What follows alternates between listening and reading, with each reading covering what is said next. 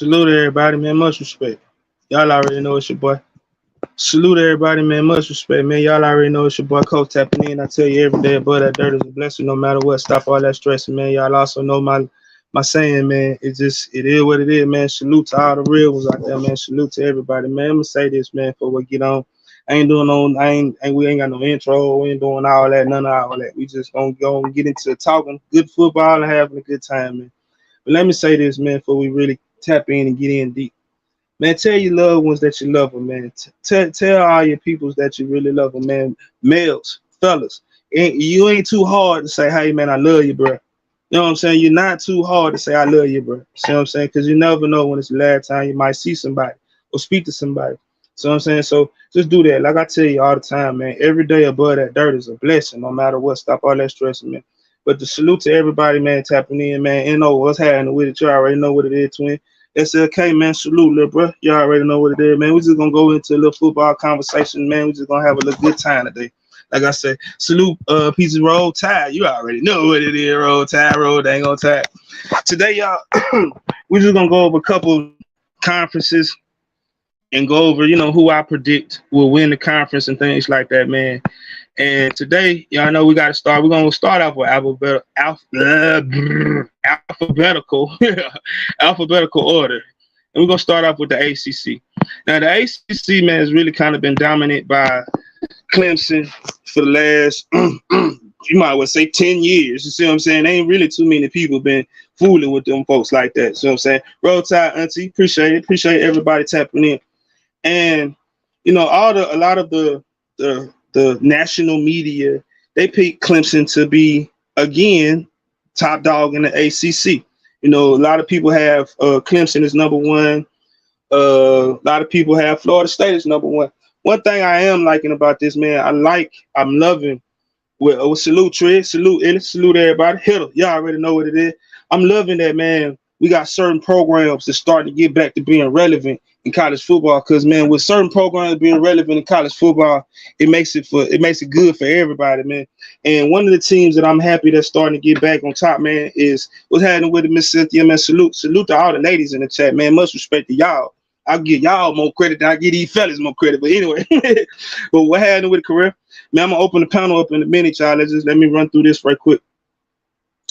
We need, as a college football fan, we need Florida State to be good. And I honestly think Florida State was going to win the ACC this year. That's my pick. I picked Florida State, Clemson, and I got a toss-up between North Carolina and Duke. They my toss-up. But honestly, the reason why I think Florida State is going to win the ACC this year, man, is because of who they returning, man. Jordan Travis. Jordan Travis is their quarterback last year, man. He did great, put up some great numbers last year, man. Threw for over 3,000 yards, man, and 24 touchdowns and 5 interceptions. That is some good numbers for a first-year starter. See what I'm saying? And with their coach, Mike Norvell, last year was a show me season. Like, hey, all right, man, what you gonna do? See what I'm saying? And he put together a very good season last year, even though the record, people like, oh man, 84. I don't know about that, but trust me, man, that record is, how can I say? It's like it's misdeceiving. See what I'm saying? Another reason why I'm picking them, man, is their receiving core. Man, when you got a 6'7", let me say that again. When you got a 6'7", 240-pound wide receiver. Bro, let me say this again, man. When you got a 6'7", 240, wow, salute to everybody in the chat, man. Much respect, everybody, man. I appreciate everybody tapping in, man. Hopefully, y'all will get used to my voice, man, because this is football season, man, and I'm crunked up, man, and everybody, man, y'all gonna start hearing me at least Fridays and Saturdays more and more and more. But anyway, man, when you got a 6'7", 240-pound wide receiver that can go, see what I'm saying? Like, for real, like, can seriously go, you got to think about that. And they brought in a newcomer, man, the kid from Michigan State, a wide receiver, another 6'3", 6'4" kid too also, man. So they receiving core is like a basketball team. They tight end is 6'6", 6'7". So Jordan Travis is throwing to nothing but a basketball team. He throwing to a front court if you think about it in basketball. And when you have an experienced quarterback as he is as a senior, you have to think about it. Now, of course, everybody got their weaknesses, but like I said, man, my overall view is that first game of the season for Florida State will really tell the tale. Because see, if they go out there and handle LSU in that first game of the season, I'm talking about like go out there real deal and handle LSU. Oh, buddy, the world better be in trouble. Now, the second team that I think that'll do good in the ACC, that'll come in second place in the ACC, is Clemson. Now, everybody know Clemson has been dominating the ACC for a decade now. We might as well just say a decade, man. It basically, man, for 15 years. Ever since Dabo, because Dabo been the coach for like 15 years. So ever since Dabo been the coach at Clemson, they have really been producing great NFL talent, number one picks. They have won, the national championship, have appeared in national championship, and have also played in the playoff series. So we got to give them credit, man. And they constantly win 10 games. Like winning 10 games is a wake up for that type of program. That's the type of status that they own now. That's the type of what they got going on, man. Salute to everybody that's in the chat, man. Much respect, y'all, man. I'm just trying to go through what I got going on before I really kind of open up. So I'm not paying attention to the chat. I am paying attention to the chat. So just please don't think that. But anyway, they're bringing in a new quarterback last year, and true enough, man, the kid that they bringing in, Caleb Klublick, played a lot last year, threw for basically 700 yards. In replace of DJ Ugalaga. DJ Ugalaga transferred out of the program because he saw the writings on the wall and the offense wasn't clicking for whatever reason. He didn't reach his potential, no matter if it was the offense or if it was him, was he a 5-star bust or what. But they brought in a young kid, man. The young kid real deal showed up. See what I'm saying? When he replaced him in the ACC championship game last year against North Carolina, man, that little dude, I'm talking about, took off. And in that bowl game, he looked very decent. Now, they bringing back a lot of different weapons, man. They bringing back Will Shipley. Now, Will Shipley ain't nothing but a junior, but it just seemed like Will Shipley has been in college for the last 17 years. He's one of these kids. You're like, golly, he's been producing for a very long time. And with his 1,100 yards coming back, you know he's going to produce. See what I'm saying? And then when you have receivers like Williams coming back and Nagaja, I think that's how you pronounce both of them, over 500 yards, and both of them combined 6 touchdowns. That's a great young gift. And also with them bringing in Garrett Riley from TCU, TCU.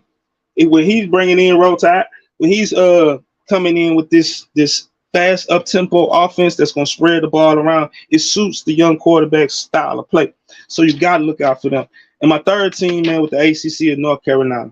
And the reason why you got to put up North Carolina in this is because of Drake May. Man, if you don't know who Drake May is, man, you've been hiding under a rock for a little while, because Drake May is a top 10 pick coming up in the draft.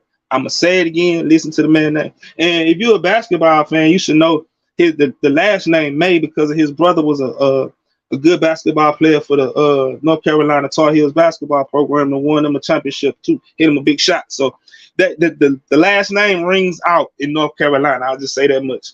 So what I'm saying is Drake May is when I say he that dude, he is that dude. Like lights out, he is that dude. He's gonna give it to you. You know, he threw for 38 touchdowns last year as a redshirt freshman. I'm gonna say this again.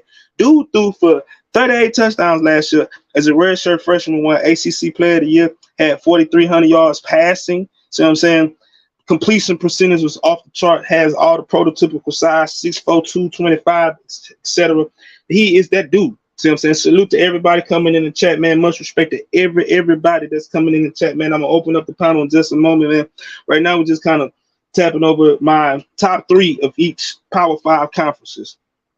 And right now I'm on North Carolina. North Carolina will come in third in the ACC this year. And the reason why I'm kind of high on them, like I said again, is because of Drake May. Now, with Drake May coming back, like I said, you have all that offensive firepower, and he also can run the ball. You know what I'm saying? He ran for 700 yards last year on the ground. So when I say you have a generational talent at quarterback like that, plus you have a lot of returning pieces that's upperclassmen like Elijah Green, he's a junior running back. Kobe, what's his name? Pryor. He's a sophomore, but he produced real good last year. And then you got the Dontrez Walker, that's a senior. And these guys, like I say, man, they can go get it. Now, the bad thing is the defense. They ain't playing no defense out there in North Carolina. I'm just being honest. They went 9-5 last year, man. They went 6-2 in their conference. But it seemed like they just didn't want to play no football last year. No, on the defensive side. I have no idea why they didn't want to do that. It's just like you giving up 30, 40 points a game. I don't know. If they can get some type of defense behind that offensive juggernaut that they have, especially at that quarterback position, look out, watch out. Now, on. We're keeping this in alphabetical order. You know what I'm saying? So we're going to go on to my next conference right now. My next conference, man, we're going to take off the Big Ten. Yeah, the Big Ten, man, I'm just going to tell you like this. You ain't got nothing but 2 teams up there. But since I got to give you 3, unfortunately, I got to pick a third to win something. And Michigan will be number 1. Michigan is number 1. Michigan is number 1. Michigan is number 1 in the Big Ten. I'm saying that in the Big Ten, in the Big Ten, in the Big Ten. And the reason why I'm saying that in the Big Ten is because, man, they back-to-back champs in the Big Ten. Hey, man, you know, Tree, that boy trolling like one. That boy trolling like one. Ooh, Texas. Anyway, man, Michigan, man, they back-to-back Big Ten champs, beat Ohio State, have back-to-back times. Jim Harbaugh is a great coach. J.J. McCarthy coming back for his second year starting. Blake Corum coming back off injury, but he's coming back for his senior year. And they have another running back coming behind him that is also great. You know what I'm saying? With Donovan Evans. He's a man. So they got a 1-2 punch at running back. They have a great quarterback coming back. Projected first round pick again. You see what I'm saying? So they have great NFL caliber on the offense. Man, they line, man. Joe Moore. Yeah, that's the award. The Joe Moore award-winning offensive line, man, as a unit, man. They lost a couple people to the NFL, but man, they got All-American, all Big Ten candidate Zinter. Yeah, that's his last name. Zinter. He's a big guy, play on the line, and Keegan. See what I'm saying? So you gotta think about it like that. That's pieces to make a run again in the Big Ten. Plus that defense, I'm gonna tell you like this: that defense, man, is when you got Chris Jenkins, man, the mutant up there, man, the mutant, bro, that dude. See what I'm saying? Man, he 300 pounds playing on the line, man. He's a defensive tackle. He's a run stopper, man. He can get some pressure at the quarterback when they passing the ball. He's a monster, man. Mikael Smith is good too. DJ Turner, man, all these kids is back in their second, third, and fourth year into the program, man, and they producing. Man, the linebackers deep. You know what I'm saying? One thing about it, Jim Harbaugh can recruit. That's one thing he's going to recruit. He's going to recruit, and he's going to do great things as a coach because he's been a winner. He's had coaching experience everywhere he's been. Now, he will be suspended the first 4 games. I say again, Jim Harbaugh will be suspended the first 4 games of the season because of some recruiting violations. I don't even understand how you got recruiting violations nowadays in the age of the NIL. But he gonna have to sit down for the first 4 games. But man, the first 4 games, man, it really don't matter. Hell, I can go coach the Michigan Wolverines for their first 4 games against East Carolina, UNLV, Bowling Green, and Rutgers. If they lose a game within those first 4 games, they don't need to go to the playoffs again. That's just point blank. If they lose a game while in Jim Harbaugh's absence, they need to just pack it up and start again next year. Now, I get on to my second team in the Big Ten, as they say, the Ohio State Buckeyes. Now, Ohio State didn't have the year that they thought they were going to have last year because, you know, every time Ohio State comes into the field, every time the season starts, their aspirations, their dreams, their hopes is national championship. It's like national championship or bust for those guys, man. Last year they went 11-2. They lost one game in the Big Ten. That was to Michigan. They couldn't beat the big guy. See what I'm saying? So when you look at things like that, plus, man, they had a great game again. That was the best game Georgia ever played last year against Ohio State. They barely beat Ohio State, but hey, if you win by 110-25, it don't matter. A win is a win, a loss is a loss. Ohio State lost their game. They played badly and they lost. And they lost C.J. Stroud. They lost Jackson Smith and Jigga. They lost some key pieces. You see what I'm saying? They lost some key pieces. I'm talking about, man, a Heisman Trophy candidate, key piece at quarterback. So they have to replace a big piece. But even though replacing that quarterback, man, it doesn't matter if it's Cal McCord or Devin Smith. Both of them played extremely well in the spring game, and both of them performed aberrantly, and both of them are blue chip recruits, so both of them can just step in and plug and play. But the reason why I'm saying this is it really doesn't matter who is the quarterback back there. Kyle McCord probably more than likely to start, but when you got Travion Henderson that's coming back, that's, you know what I'm saying, all-American type of caliber running back, and you have and I'm gonna say this again, I don't care what team you root for, mark my words, when you have the best wide receiver in college football on your team in Marvin Harrison Jr., plus another top 10 wide receiver in college football in Emike Ubaga. I mean, some of these names, I'll butcher somebody's last name. I'm sorry, y'all. Please forgive me. Salute to everybody in chat. Please forgive me if I butcher these kids' last names. I am sorry. That's why I give kids nicknames on my own football team, so I won't butcher their name. But anyway, man, when you got Marvin Harrison, man, that's a top 5 wide receiver, see what I'm saying, coming, that's there next year, it doesn't really matter, man. This kid has bulked up, man. He's even bigger, man. They listed him at 6'4", 200 and what, 15 pounds now. So he has bulked up and even got bigger, bro. That kid, man, when I say it really, if this kid get 1,900 yards receiving, he need to be in New York. That's the type of caliber of player he is, man. That little dude is like that. And everybody, if you're a football fan, and if you heard the name Marvin Harrison, yeah, that's his son. That is son. Yeah, one of your, damn, I'm kind of old feeling. Damn, I'm getting old. You know how you feel? Every once in a while you get one of them, damn, I'm getting old type of feelings. Then one of them right there. Yep, Marvin Harrison's son, y'all. Marvin Harrison's son is actually a better prospect than Daddy was coming out of college. Now, you don't have that too often. A lot of times that don't really triculate the same. Daddy be great, son be suspect. Sometimes son be great. You know what I'm saying? But you never really have it to where son outplays the dad going into the profession. That's really kind of, it's not a lot of that.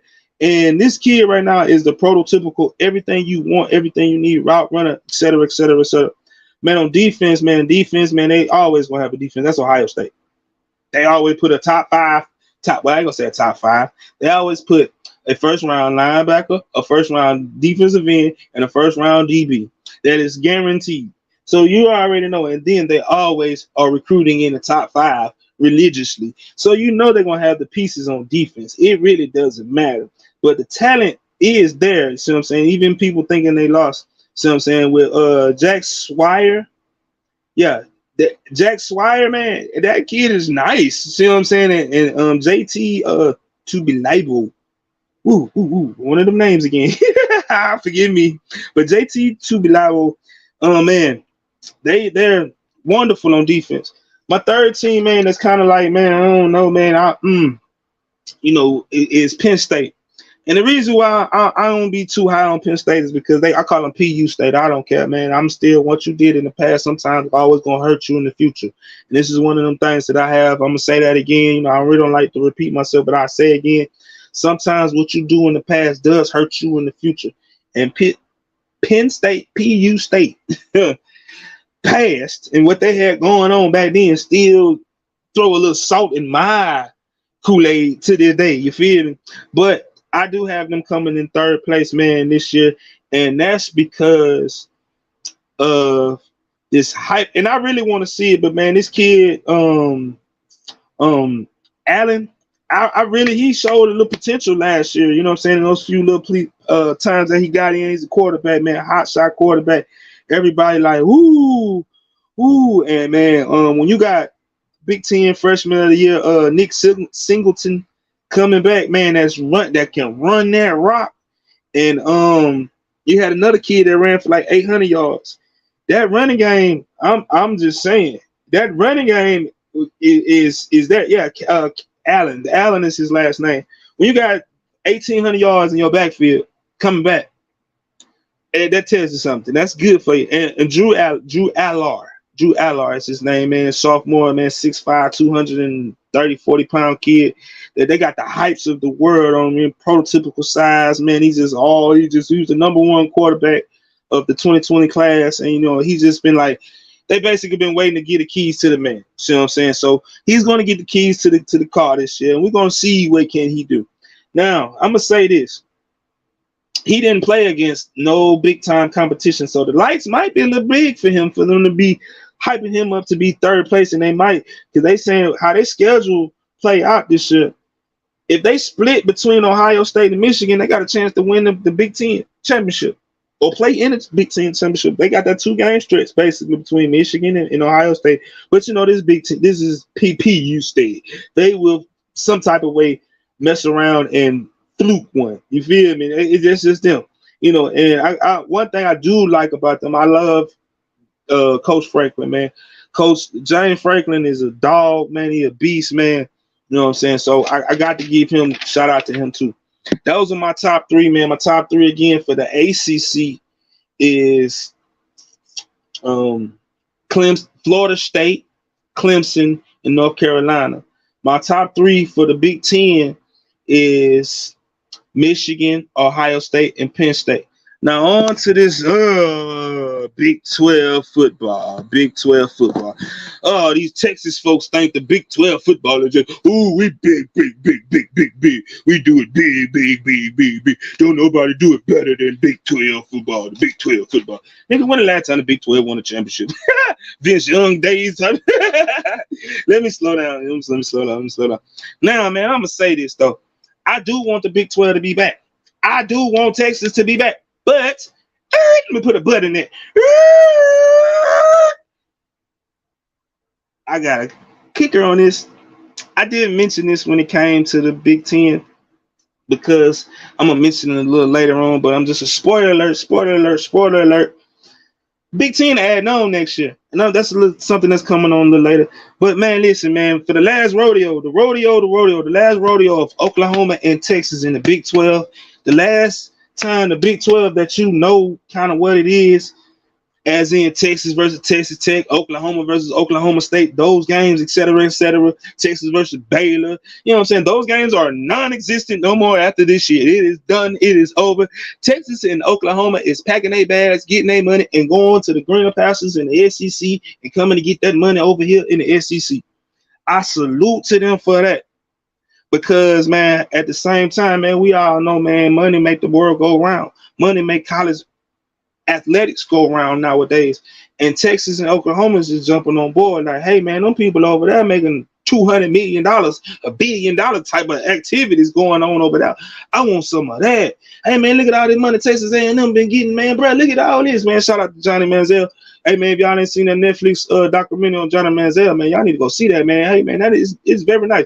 Shout out to Johnny. I always fool with Johnny Football. Johnny Football made me like him even more after I seen that. Man, salute to that. But anyway, man, on to the Big 12, man. On to the Big 12. To the last year of Texas. Is the Texas Longhorns back? Oh, God, man, we've been hearing that dang on question since I was like 14 years old. I'm 42 years old. I'll be 42 years, y'all. And we've been hearing this. Oh, God, Texas is back. Texas is back since what, 2004? No, all jokes aside, man, I need Texas to come on back. Bring that ass on back. Come on back, bro. We're tired of this mediocre football that y'all got going on in the great state of Texas. We need y'all to be good. We need the Longhorns to bring that big ass cow and all that shit to the stadium and be looking good. Yeah, I'm a little old. I don't give a dang on. Yeah, I'm a little old. I know I'm a little old in the thing. You know what I'm saying? Experience. You know what I'm saying? Seasoned. That I'm never old on. But anyway, man, Texas, man, with them oh man, they back. Man, how is they back, man? And they constantly going 8-5, 6-6, 4-7, 8-5 type of activities. Now listen, man, they have all of the pieces. I'm gonna say this again. They have all of the pieces to be a great man. Quinn Ewers is a generational talented quarterback, so they say. So they say. See what I'm saying? Last year, man, he had a lot of up and down, shaky moments. But when you got Steve Sarkisian, Coach Stark, as your coach, man, he's going to bring the best out of you. He's going to put you in positions to succeed. And Quinn Ewers, 6'2", 204, redshirt sophomore. This might be his last year playing for Texas, because if he do good and he produce like his status say he should, you know, he threw for 2,100 yards last year, you know what I'm saying, threw for 15 touchdowns, but he threw for 6 picks. That's not a touchdown to turnover ratio, ain't too good. But if he perform up to his 5-star talent, he will be leaving the great pastures of Texas, and he'll be heading on to the NFL. Then, you know, you got some kids behind him. Got one of them kids named Manning with his last name, you know, he's behind him. You know, so the future looks bright.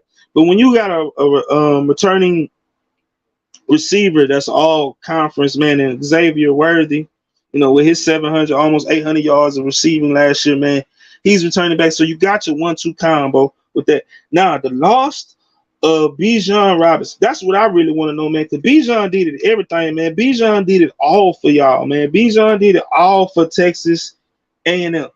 Man, the kid had 1,500 yards rushing. He had got dang on what, 400-500 yards receiving. You know what I'm saying? He accumulated for at least 20-some touchdowns, etc. Man, you have to replace that.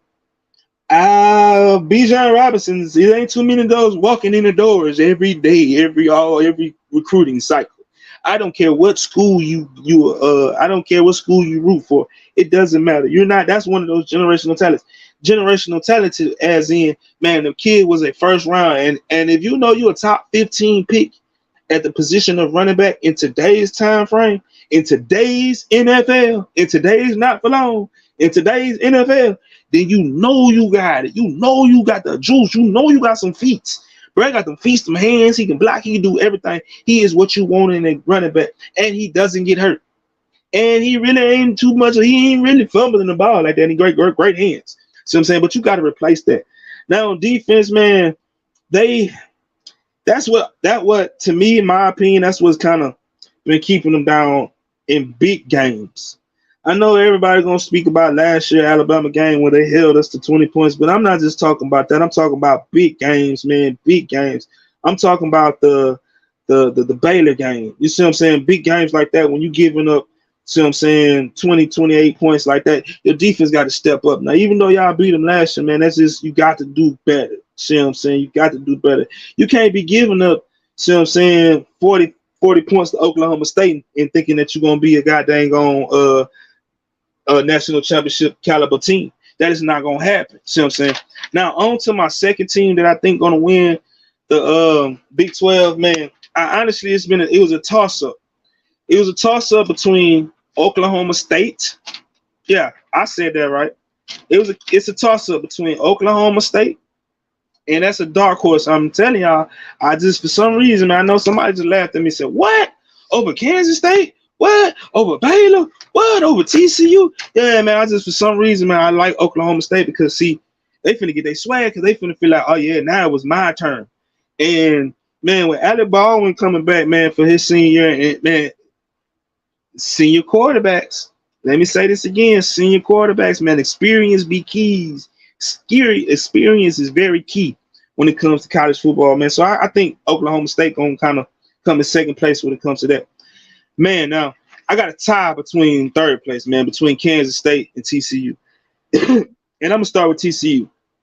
Everybody know what TCU did last year, man. You know what I'm saying? With they miraculous runs to the national championship game before they got embarrassed out there. I'm talking about put the thumps on their tail, you know what I'm saying, in the national championship game, but they got there.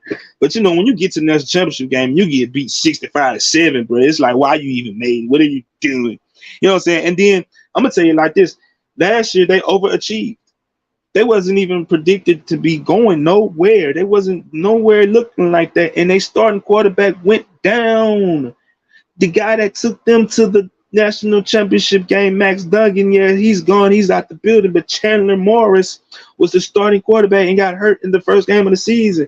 So I'm telling you, salute, 3D. Salute to everybody that's in the chat, man. Much respect, man. Y'all, I'm just going over the college football, man. My top threes for the Power 5 conferences, man. Then I'm going to open up the panel and give me y'all thoughts. And then, so I'm going to rush this along just a little bit faster right now. Right now, man, we're in the Big 12 conference, man. I honestly think Texas will be the year that they will win it. I got Oklahoma State coming in number 2. I know somebody like, what? Oklahoma State? Yep, I got Oklahoma State coming in number 2. I got a tie between TCU and Kansas State. And the reason why I got TCU is because TCU overachieved again. And what they're bringing in with the transfers is coming in, like the kid from Ohio, the kid coming in from Alabama, rolled down Tide, and Trey. Trey is my little dude. I love Trey, man. Let Trey get that burn. Let Trey get that burn. Trust me. Trey get that burn. And you get little battles that burn too. But that's a good 1-2 punch back there. See what I'm saying? It's a good 1-2 punch back there, man. I'm telling y'all, man. And, man, with Chandler Morris finally being healthy and with this up-tempo speed offense that they like to do, man, Bailey is in the other running back I would want us. And Savion Mitchell is the wide receivers. Man, when even though Quentin Johnson is gone, man, just watch out for the transfer dude too, man, the kid J.P. Richardson. Man, I'm telling y'all, man, listen, man, they got a good high-power offense, and you know they're going to play a good defense. And their defense, I kind of wonder, you know, with their schemes and stuff like that. But, hey, they come up clutch when they supposed to, except for Georgia. Except for Georgia. See what I'm saying? But, okay, now I done went through the ACC. I done went through the Big 10. I done went through the Big 12. You know what I'm saying? Now on to one of my last. Now, this is depressing to talk about this conference right here, y'all. This conference right here. As y'all can see the screen, if y'all can read that on the screen, it says, rest in peace, last year of existence. Hey, y'all, man, money is the root. Money is taking over college football, man. Money is making these programs go to different places because they already know, hey, man, I got to get this money. And, man, with Oregon, man, let me just say this. Everybody but Oregon State, Washington State, Stanford, and Cal. Those are the only teams that's left in the Pac-12. Everybody else, Washington, USC, Utah, Oregon, UCLA, Arizona State, Colorado, all they say, oh, no, we don't want these $5 that you're trying to give us on these TV market deals. We want some money. So we finna take our hat, our coat, and our bags, and now we left for the money. Yeah, Pac-12 who? Right, George. Pac-12 who? That team. And see, man, it's sad because, man, the Pac-12 has history when it comes to college sports, man. And I ain't just talking about football, man. You know, in football, man, you got Oregon. You see what I'm saying? You got number 1 picks. You got top 5 picks. You got the Nike factory up there in Oregon, man. I'm not just talking about USC with the Reggie Bushes and the Matt Linus of the histories and stuff like that. I'm talking about, like, even on the basketball side with UCLA, man, and Coach Wooden and what all they did and all the people that they got in UCLA and USC with Bronny James and all them, man. All that is, I'm talking about real big, deep history rooted, man. So as a college football fan, as a college sports fan, man, it hurts. See what I'm saying? Salute, madam, man. Much respect, baby. It hurts to even mention that this conference will be non-existent basically after this year. This is the last rodeo. See what I'm saying? Because right now, the last 4 teams are trying to find a home. They like the orphans out there. They trying to find a home. Can anybody please come get Oregon State, Washington State, Stanford, and Cal? And it's crazy because Stanford and Cal is a historic rivalry. When you talk about rivalry, they talk about some of the greatest games of play, and they show this and they show that. They showed when the band was on the field. See what I'm saying? Things like that, man. They show that. See what I'm saying? Things. So it's hard, but man. But with the last year of the Pac-12, man, number 1 coming in, man, is USC. I'm sorry, but they got the returning champ.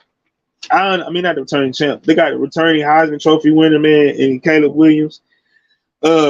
I'm gonna say this: Lincoln Riley he's one of the guys that like to take advantage of this transfer portal, and he uses the transfer portal, aka free agency of college football. He uses it in the way that it benefits him. Now last year he loaded up on the offense. See what I'm saying? He brought his quarterback with him. He brought a wide receiver in. He brought a running back in. He did all that. This year he went and said, okay, now I just need me somebody to start doing something on the defensive side of the ball so I can bring some type of defense because I got the offense. You ain't finna beat me. So he went and grabbed a kid from Georgia. He went and grabbed a kid from Texas A&M. He went and grabbed a kid from Arizona. See what I'm saying? He went and got a kid from Arizona State. You see what I'm saying? He went and grabbed a kid from Oklahoma State. He went and grabbed a kid from Georgia State. He went and grabbed all these kids like that, man, to where he is going to put together a defense that is going to in today's time frame.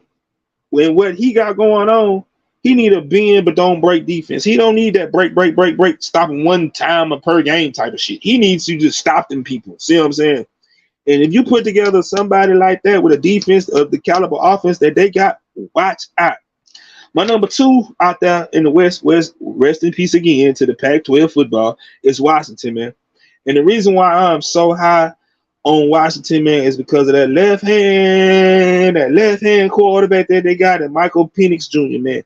Michael Penix Jr., man, that was his first year last year playing for the University of Washington, man. He had transferred in from the University of Indiana.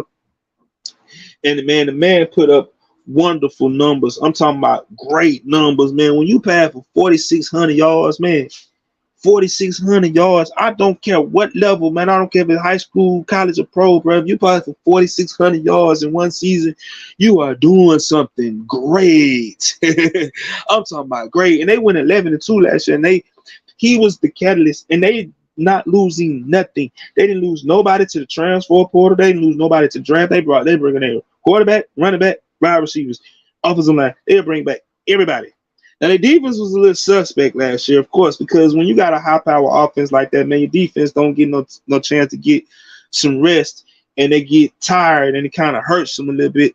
So the defense let up some points last year. You see what I'm saying? Like in game against Oregon, they gave up, 40 points.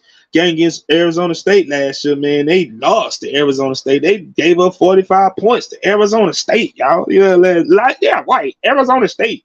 See what I'm saying? So they're another one of them teams that if you can get a bend break, not a break bend defense, if that makes any sense, then they would be a championship caliber team, and they can be a playoff team.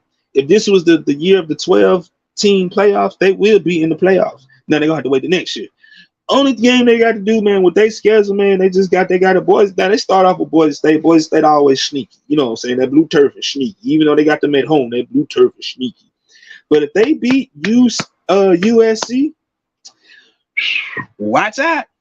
Watch out. And that's at the end of the season. So, man, everybody, when they play USC, man, everybody's going to be nicked up. Everybody's going to be banged up. So, ain't going to be no excuses. Everybody's going to be hurt and all this and all that. If they can get past them basically the 2 teams out west.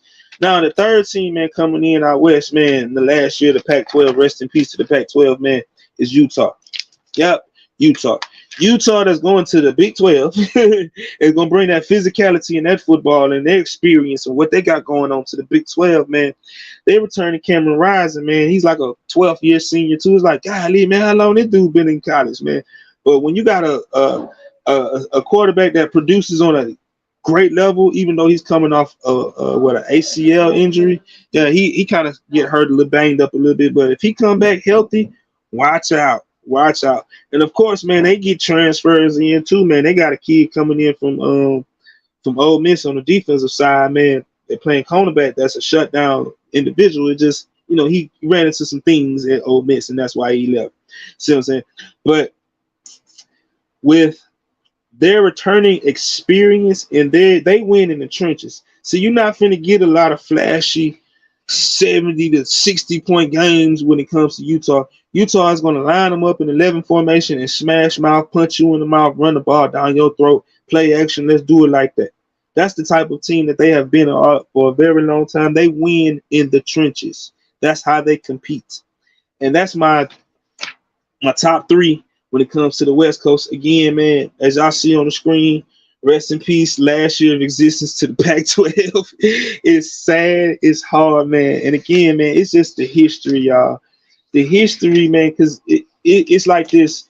Growing up, you saw you even though those games, now some of those games are still going to happen, like the USC and UCLA game in the Rose Bowl. That's still going to happen, but it doesn't mean nothing to the Pac-12. See what I'm saying?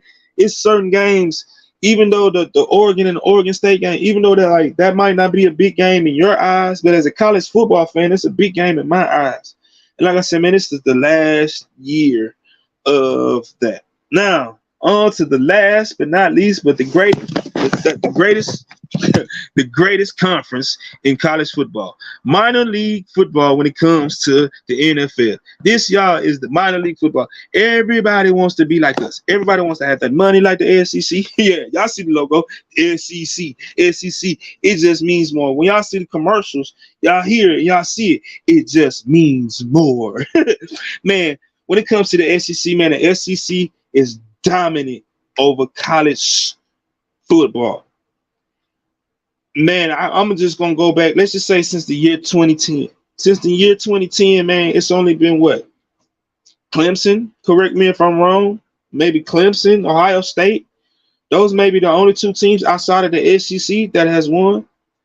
The last three champions has came from the SEC, even though Georgia has won it back-to-back. But then you had Alabama, and before that, you had LSU. That's the dominant. If you look at the first round of the NFL draft, what are you going to see? SEC, quarterback, running back, wide receiver, lineman, D lineman, cornerback, safety. We getting kickers getting drafted. If you look at the draft period, the SEC dominates the draft. The SEC basically is minor league football when it comes to the NFL. And man, my top three. I'm not gonna be a homer. I'm not gonna be a homer. My top three, and I'm going to just be honest with it, and I'm just going to be honest. My top three are Georgia. The reason why I'm putting Georgia at number one, and it's them Georgia Bull Puppies at number one. And the reason why I'm putting them at number one is because they the defending champ. They the defending SEC champ. They the back-to-back defending national champ. See what I'm saying? And they the top dog. I got to give him credit. And how Coach Smart, has been recruiting these last years, man, you just got to give them the trend, man. They've been doing great things, man. Top 5 class, top 10 class. Look at what's going on now if you see it. See what I'm saying? They recruiting at a top-notch level. The talent level at Georgia has never – it's at an all-time high. I just say that much. And, man, when you go 15-0 in college football, you have a great team. I don't care if you played in the SEC, the Sun Belt, the SWAC, the SIAC. It doesn't matter if you played in one of them S's. It doesn't matter. The Sun Coast Conference. I don't care what conference it is. If you go undefeated and win the championship, you have a great team. Now, true enough, they lost a lot on defense. And they lost that old man. And when I say old man, they lost Stetson Bennett. Now, Stetson Bennett was around for college football for what? About 15 years, if I'm not mistaken. The man started playing college football, man, like the year 2015 type shit, something like that. Seriously, he was in college for like 7 years, y'all. Honestly, go look it up. The man was in college for a very, and not graduate. He wasn't in college where he was trying to be a doctor. He was trying to be Doogie Howser or something like that. He was trying to be a doctor, you know what I'm saying, in Atlanta or something like that. No. He wasn't trying to be no doctor. This man was just going to school. That's it. He was just playing football. Now, see, they talk about, I'm not even going to go there. I made a post about that a long time ago. See what I'm saying? So he in a retirement home now. Yeah, man, dude played for a very long time. I'm talking about he went to Georgia, left Georgia, went to JUCO, came back, had to sit on the bench for 5 years, get the starting job. See what I'm saying? And when you got an old man playing quarterback like that, it was good for you. Now we're going to see how good can Kirby recruit at quarterback. Because, see, Kirby made some decisions at quarterback, man. Like when you let Justin Fields leave because of what you got going on, you know what I'm saying? Your choices at quarterback, and this year we're going to see what Carson Beck is. Now, the whole offseason, everybody been talking about another team's quarterback situation and who they're going to start and blah, blah, blah, and what they're going to do. But nobody has never spoke on this Georgia situation in their quarterback. See what I'm saying? Because Carson Beck, he's been there for 3 years, and you couldn't beat out Stetson Bennett. Let me say that again. Stetson Bennett was a great quarterback, but if you coming in with all these 5 stars and you couldn't beat out a walk-on, a junior college transfer back into the program, he left and came back. If you couldn't beat that, something's wrong. I'm just being honest. I'm just telling the truth. And yeah, man, you know, when you got Brock Bowers that you're throwing to, it really kind of doesn't matter who is your quarterback. See what I'm saying? The Brock Bowers, when I say he's a top 10 talented, he is probably one of the greatest tight ends to go down in the SEC history. I'm not gonna say college history, but I'm gonna say SEC history. You can put a linebacker on him, he's gonna be too fast for him. You can put a safety on him, he's gonna be too strong for him. You can put a cone on him, he's gonna be too strong for him. He can run routes. He is prototypical. When I say when you like when how people like with Kelsey and those type of tight ends and things like that, I'm just saying this is him. This is him. See what I'm saying? And when you got a career, and this is just for his career so far at the tight end position with 119 catches for almost 2,000 yards and 20 receiving touchdowns, and you might as well say, like I said, the best tight end in college football, you're going to be okay. And Georgia, one thing they will do, they will play great defense and they will run the ball.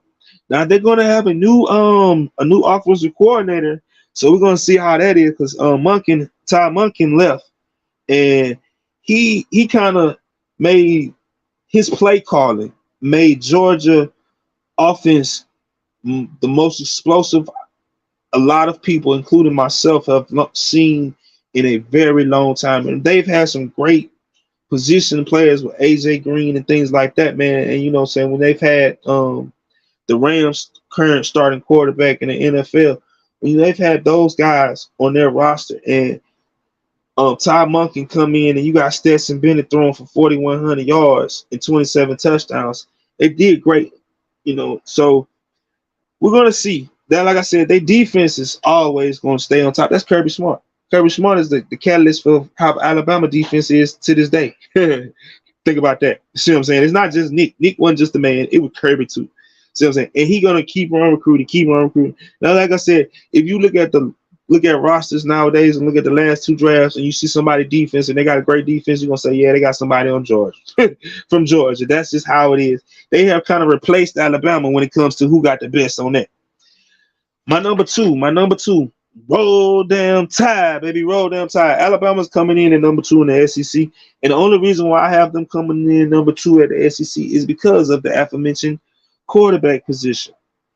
Now, let me say this about my favorite college football team. Let me say this about my favorite college football team fan base. For the ones that know football and the ones that just kind of, oh, they some winners. I just love they winning. For the ones that like the color, I don't care however you like college football. I mean, root for Alabama football. Let me speak to y'all for a second. I need y'all, for the ones that watch film, for the ones that pay attention, go watch the first fan day spring practice with the quarterbacks throwing, and you'll understand why I'm saying this. Understand this. Coach Nick Saban is a very, very, very, very, very probably one of the smartest guys to ever coach the game of football. Arguably the greatest college football coach of all time. Listen, man, this man would have not brought in a transfer quarterback for no reason. Again, I don't like repeating myself, but I'm going to say it again. Nick Saban would have not brought in Tyler to complete for the quarterback spot for no reason. We got a new, and everybody's saying, well, because we got Tommy Reese that was a coordinator, so that's why he brought in Tommy. That's why he brought in Tommy brought in Ty. That's why no. The reason why Nick brought in a transfer quarterback. And this might be like, huh? I want y'all to think about this. Ty Simpson is not that dude. Ty Simpson is not that dude. The quarterback competition right now is between Jalen Milroe, Ty Simpson, and Tyler Buckner. Tyler Buckner is the transfer quarterback coming in from Notre Dame, and everybody's thinking that he's just going to automatically win the quarterback position because he was the quarterback at Notre Dame under Tommy Rees.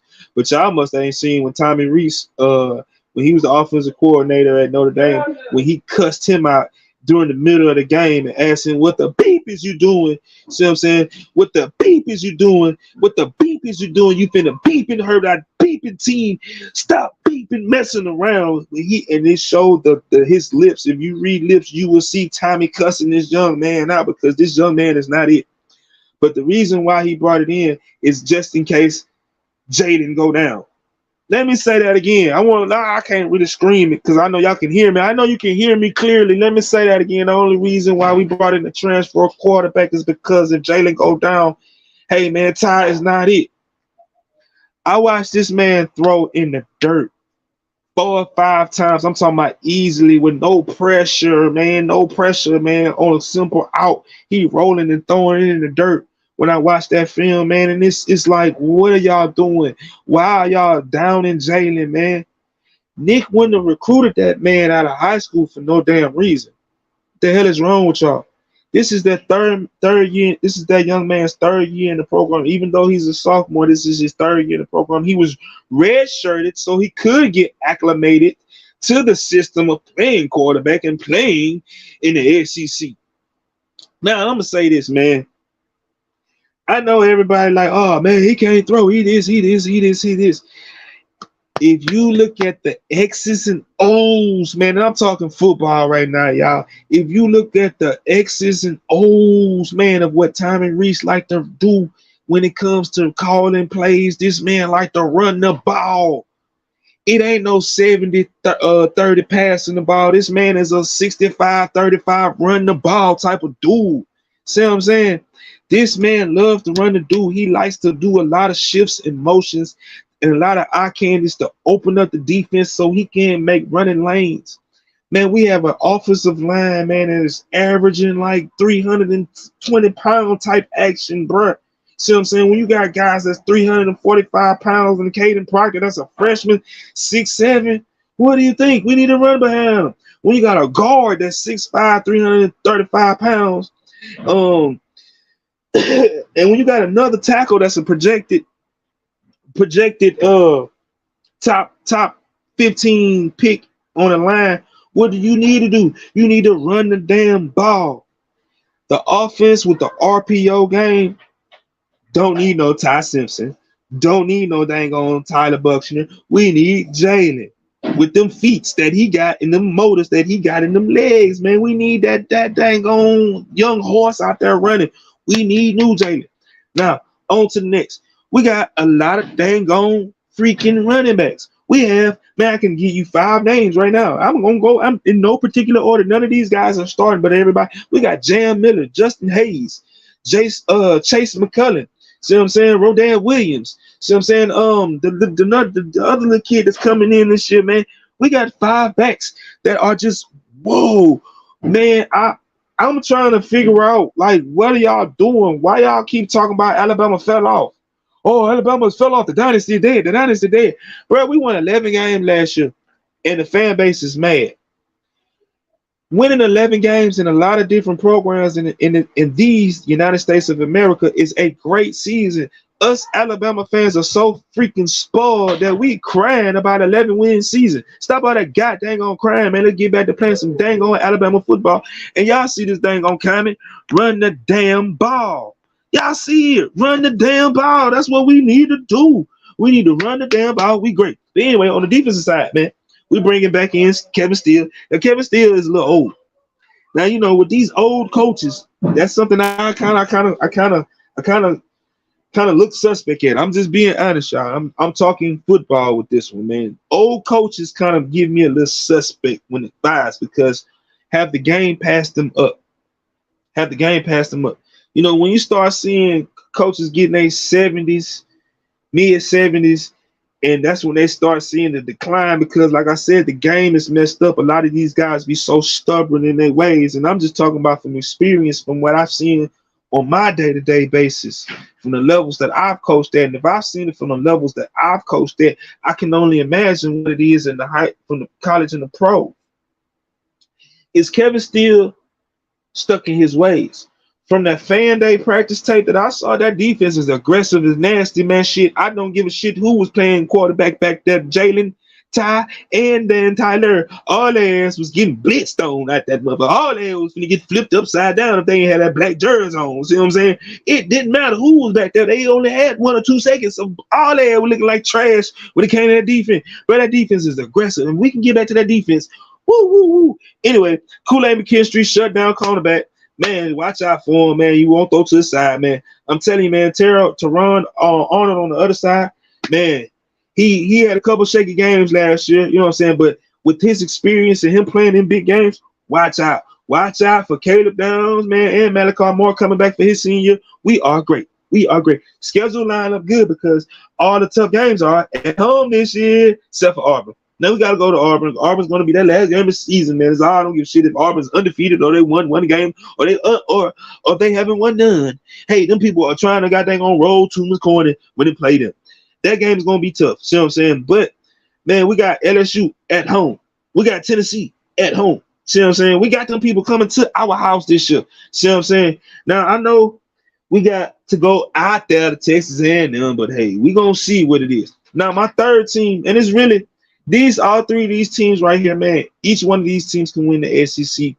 Each one of these teams can lose the SEC. Each one of these 3 teams can win the national championship. That's how all 3 of these teams are kind of like 1A, 1A, 1A, 1B, 1B, 1B. It ain't no C's. It's like 1A, 1B, all 3 of them. All 3 of them are kind of some of the same. Salute, done. Man, at the LSU Tigers. I'm just talking football. I'm giving credit where credit is due, man. LSU beat us last year, even though they went 10-4 last year, man. You saw the improvement in that team. You saw from what the fuck? Them people went 5. Them people went 6-4, 5-6, 7-6 to 10-4. Whoa. You see what a difference of a culture and coaching can do for you. You see what the difference is of having a capable, competent quarterback that can do for you. Hey, man. I'm telling y'all, man, that little dude, Jaden Daniels, it wouldn't be surprised me if that little dude grown man, because he's a 5th-year senior experience. That grown man, it wouldn't be surprised me if he be in New York next year for the goddamn own Heisman Trophy. I'm just being honest, man. When you throw for 3,000 yards and almost rush for 1,000 yards in the SEC, bro, I'm telling you, you haven't. And that was his first year in the SEC.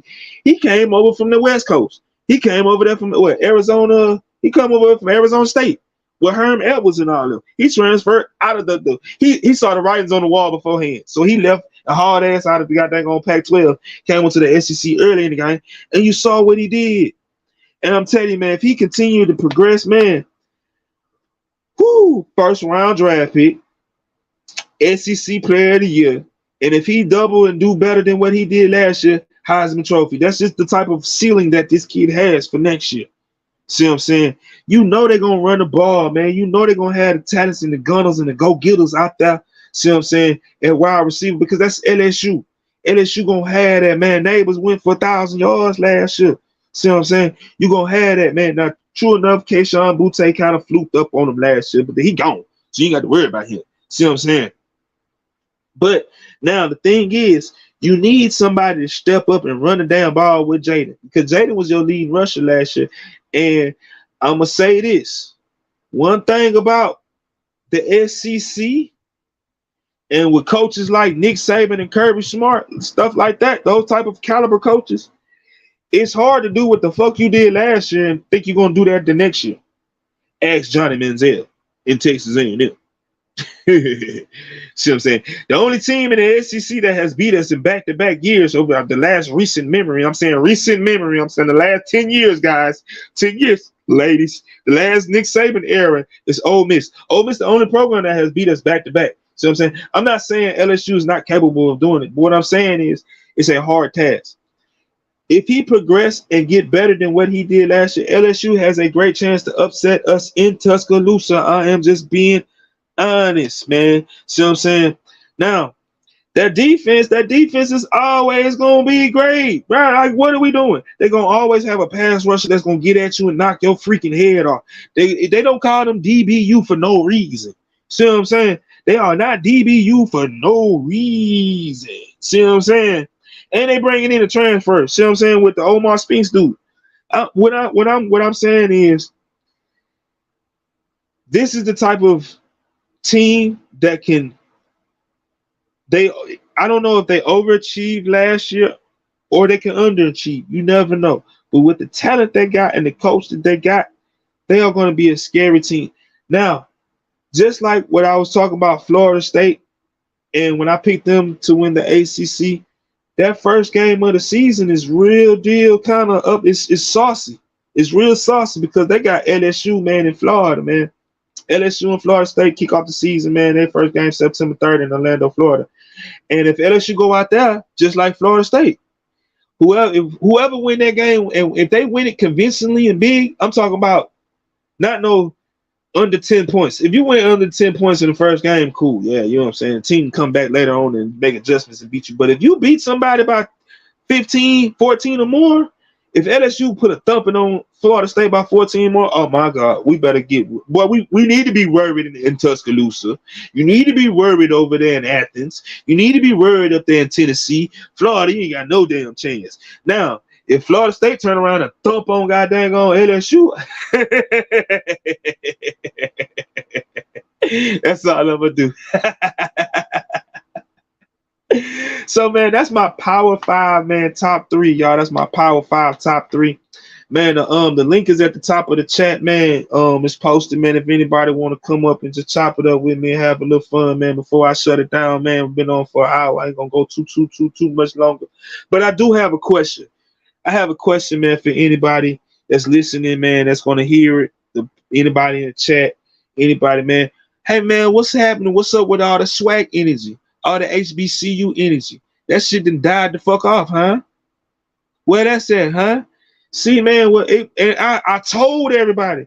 People was trying to call me some haters. They were trying to say I was wrong. They were trying to say they ain't know what I was talking about. I ain't this and I ain't that. I say, hey, man, one thing, man. I'm 41 years old, bro. I've lived in a few different states in my life, and I've learned black folks. Every state I've stayed in the hood. I ain't never stayed in the suburbs a day in my life. So I don't know the uppity Negroes like that. I can't speak on their attitudes. But I can speak on the hoodish Negroes' attitudes.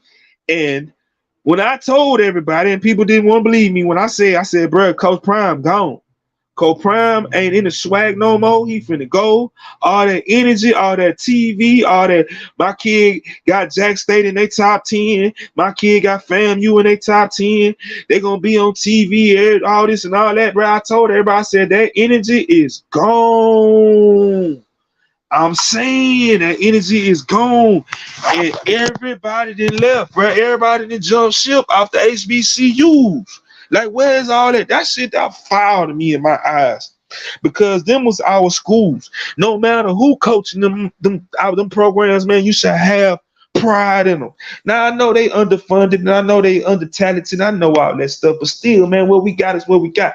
Hey, man, I didn't go to Alabama State, but my wife did, man. A lot of my family members went to Alabama State. So guess what I'm going to say? Let's go Hornets. See what I'm saying? And I'm going to say, hey, come on, Deshaun Davis. Come on, coach. We need to get it this year. Coach Prime gone, so we ain't got no excuse. Let's get it this year. See what I'm saying? But all that energy, man, you had radio stations, you had all these big time superstars at the games, at practice. Where are they at now? They in Colorado. Where ESPN, where Fox Sports at, and where all the bloggers and all that shit at now? Them niggas in Colorado. Y'all niggas ain't in goddamn on damn swag. Ain't nobody talking about no swag at all. See what I'm saying? But just last year, the year before that, and the year before that, all you niggas was Jack State. All you niggas was go Tigers. All right, bro, that shit that pisses me off, bro. That's something that, man, that's why our community will never be up on some stand up. We don't take shit serious. We had an opportunity, not true enough, man. Yeah, our HBCU they jack up, they mess up. Put them on Front Street, call them out so they can get their shit together, so they can clean that shit up. See what I'm saying? Instead of hauling ass and leaving them, bring that energy to them. Tell them niggas, nah, we ain't going nowhere. We're gonna stand up till y'all get this right for our kids, our babies. See what I'm saying? Cause we had Coach Ed Reed that was gonna come in and be the coach at Bethune-Cookman. Not true enough. Hey, Coach, go Reed. He got that swag. He built different. He like to talk. He gonna tell you how it is. So I'm saying that he talked a little too loud. He thought it was Dion. They told him, nigga, you not Dion. You know what I'm saying? Dion is a special breed of Negro. So I'm saying, so they gave him the boot. And then, you know, recently with the Florida A&M, the FAMU, and what they had going on with little buddy got dang on shooting rap videos without permission all up in there. How you can't be doing all that, homeboy? Man, these people are sponsored by LeBron. What is you doing, little homeboy? See what I'm saying? True enough, like I say, you got all that, but man, facts, done, these bandwagon ass people, bro. I just can't stand that shit. See what I'm saying? Everybody from the black community, especially down south, Alabama, Mississippi, Louisiana, Texas, Georgia, Arkansas, Tennessee, Kentucky. Bro, we all know somebody that went to a black school. Somebody's sister that went to one of these schools, Texas Southern around this motherfucker, Alabama State. See what I'm saying? Somebody, I'm talking about even to the SIAC. We got people on the Tuskegee, Miles, Clark Atlantic. It's a whole bunch of all these HBCU. Like I said, bro, them people at ESPN ain't giving that energy no more. Cause the money gone, the show gone, the mouthpiece gone. So the mouthpiece gone, so y'all gonna haul ass too, huh? That shit don't resonate with me good, man. I'm not happy with that. I'm not. See what I'm saying? And I'm gonna say this, and I'm gonna call out my own city on it. I'm gonna say this about my own city here in Mobile, Alabama. Jack State came down here and played last year against Alabama A&M in the classic.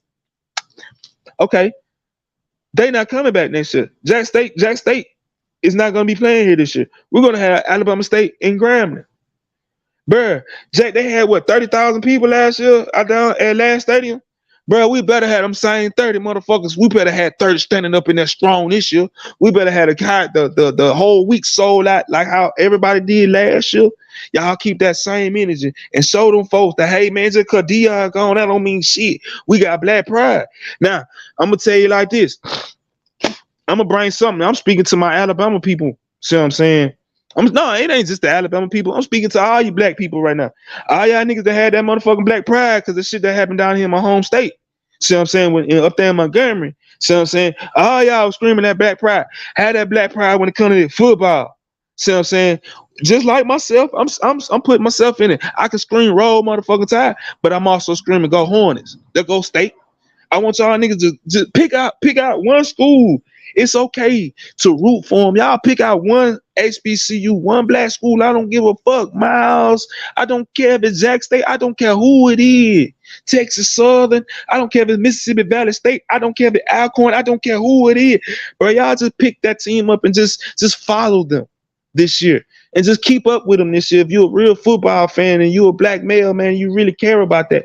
Cause see, I'm not trying to bring the race into it, but I'm bringing the race into it, and I'm talking to my black people right here because, man, we full of shit, and I'm just being honest with that. See, like I said, man, when Dion was at Jack State, man, everybody was on that HBCU pride. You had kids like, man, and I'm just gonna throw it out there. I don't care. I put names on it. You had kids like Mikey Williams, the hot shot basketball kid, man. When he was in high school, I'm going to FAMU. FAMU in my top three. FAMU in my top three. FAMU. I'm going to FAM. I'm going to dunk on Negroes at FAM. I'm going to do what I got to do at FAM. I'm going to do what I got to do at FAM. Breaking news. Coach Deion Sanders is accepting the head coaching job at Colorado. Mikey Williams, I am going to be accepting the scholarship at Memphis. I'm not going to. See what I'm saying? Shit like that. Things like that, man. You know, and I don't want to bring this. I don't want to. It's hard to speak on this man's name right now, but I'm not. I'm just gonna be honest because I'm just fuck that. I'm just finna be an honest man.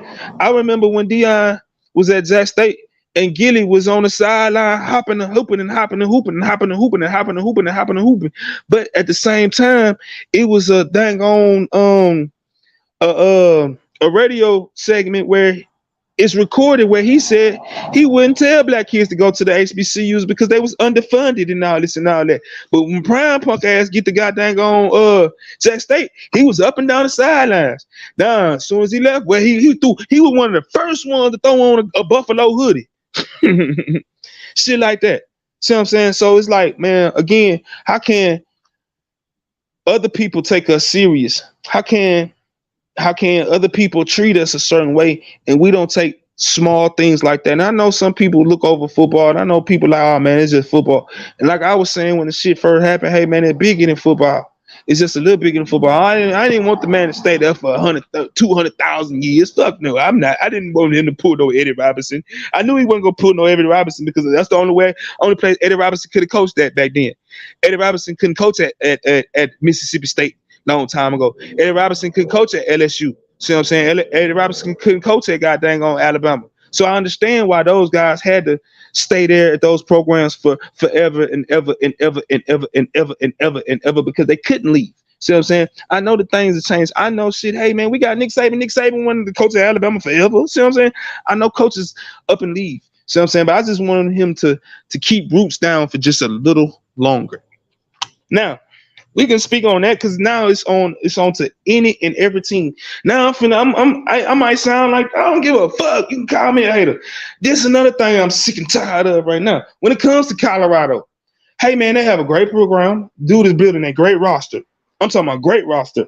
He will be a hell to play with next year and the year after that. But this year, all this freaking hype that these folks is trying to get these folks talking about they gonna win a championship. Bro, I've seen bloggers, sports bloggers. I've seen people in the comment section saying they gonna win 10 games, man. They gonna beat USC. They gonna beat TCU by 45 points. What the hell is wrong with y'all? Yeah, I need to stop that. Like, this team went over. It's a bottom of the barrel team, man. And you got an expansion team. He has an expansion team. Let me say that again. He has an expansion team. Let me say that one more time. He has an expansion team. If you don't know what an expansion team is, it's a brand new team where everybody got just picked up on and you come put it together and you do what the best you can and you build it off of it.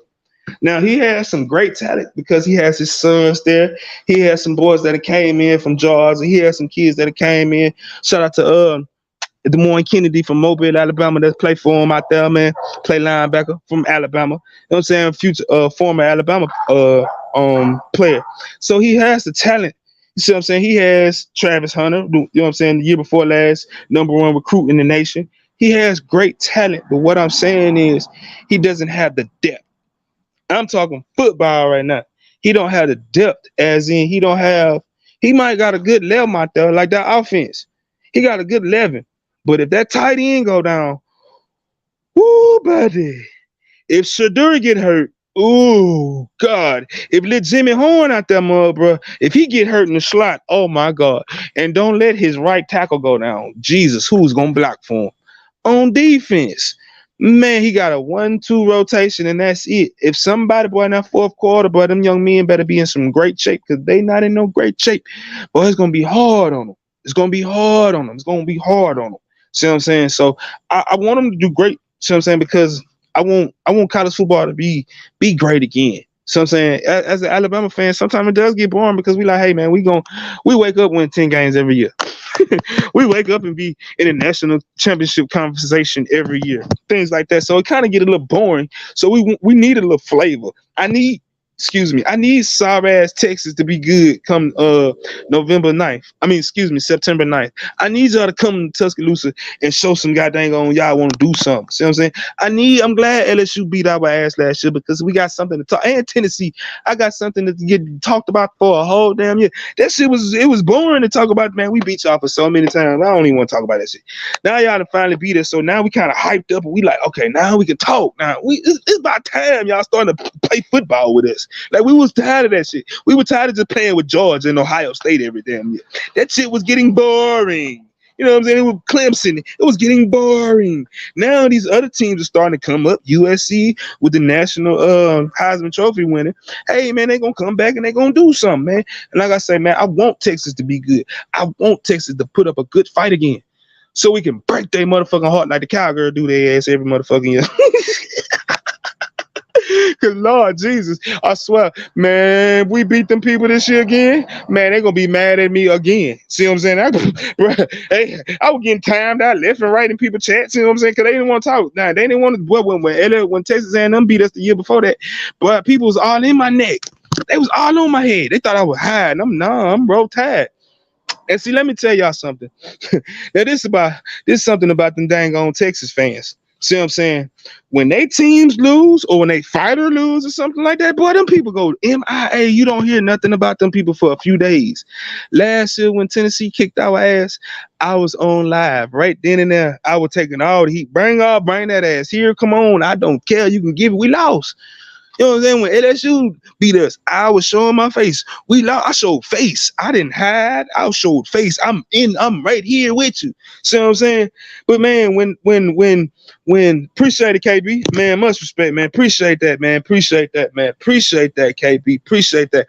Hey, Miss Ross, if you'll do me a favor, click on Kangaroo Black name for me and drop his link, man. That's another Alabama fan, man. That these guys, man, they got a community, man, where they stick together and they give out great college football and great Alabama, man. So if y'all Alabama fans, man, y'all see that young man, that man, Kangaroo Black, man, it's another guy, Nick Saban Jr., man. It's a couple other guys, man. And I'm starting to learn more and more and more by the day, man. These guys are bringing in great content when it comes to college football and when it comes to Alabama football. But man, when these teams, when they be good, like I want Notre Dame to be good. I want these teams to be good because, like I say, man, it's gonna make next year and the year after that and the year after that and the year after that. From now on, it's gonna make the playoffs good. Because let's just think about it right now. If we had the playoffs for a 12-team playoffs for the last, let's just say 6 years, everybody already know who the 5-6 teams is gonna be. Who 6 of them is going to be every guaranteed. Who the top 4 is going to be every guaranteed. We knew Clemson, Ohio State, Alabama, Georgia. We just knew it. We knew it wasn't nobody. Texas, man, Texas, they play college football. I forgot. You know, they so sorry. They beat up on each other so much down there. We forget about them. So I'm saying, but so with the Longhorns coming back up, we need them people to be good.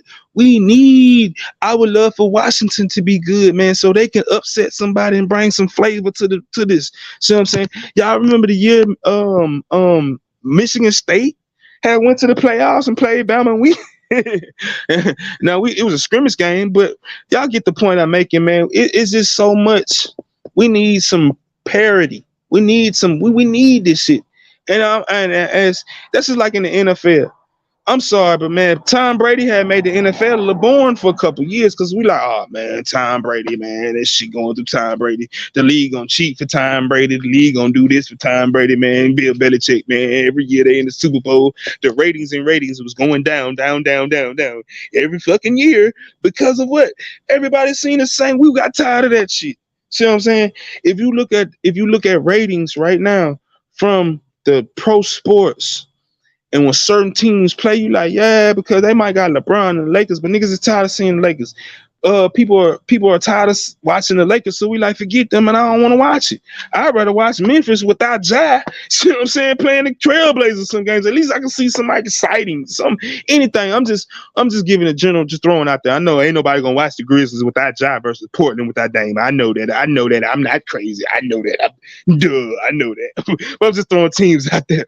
But what I'm saying is, like, man, it's good when you got teams that with history that's starting to win. See what I'm saying? And I'm a college football fan. I'm a college sports fan, regardless. Football, basketball, baseball. I love that more than I love sports.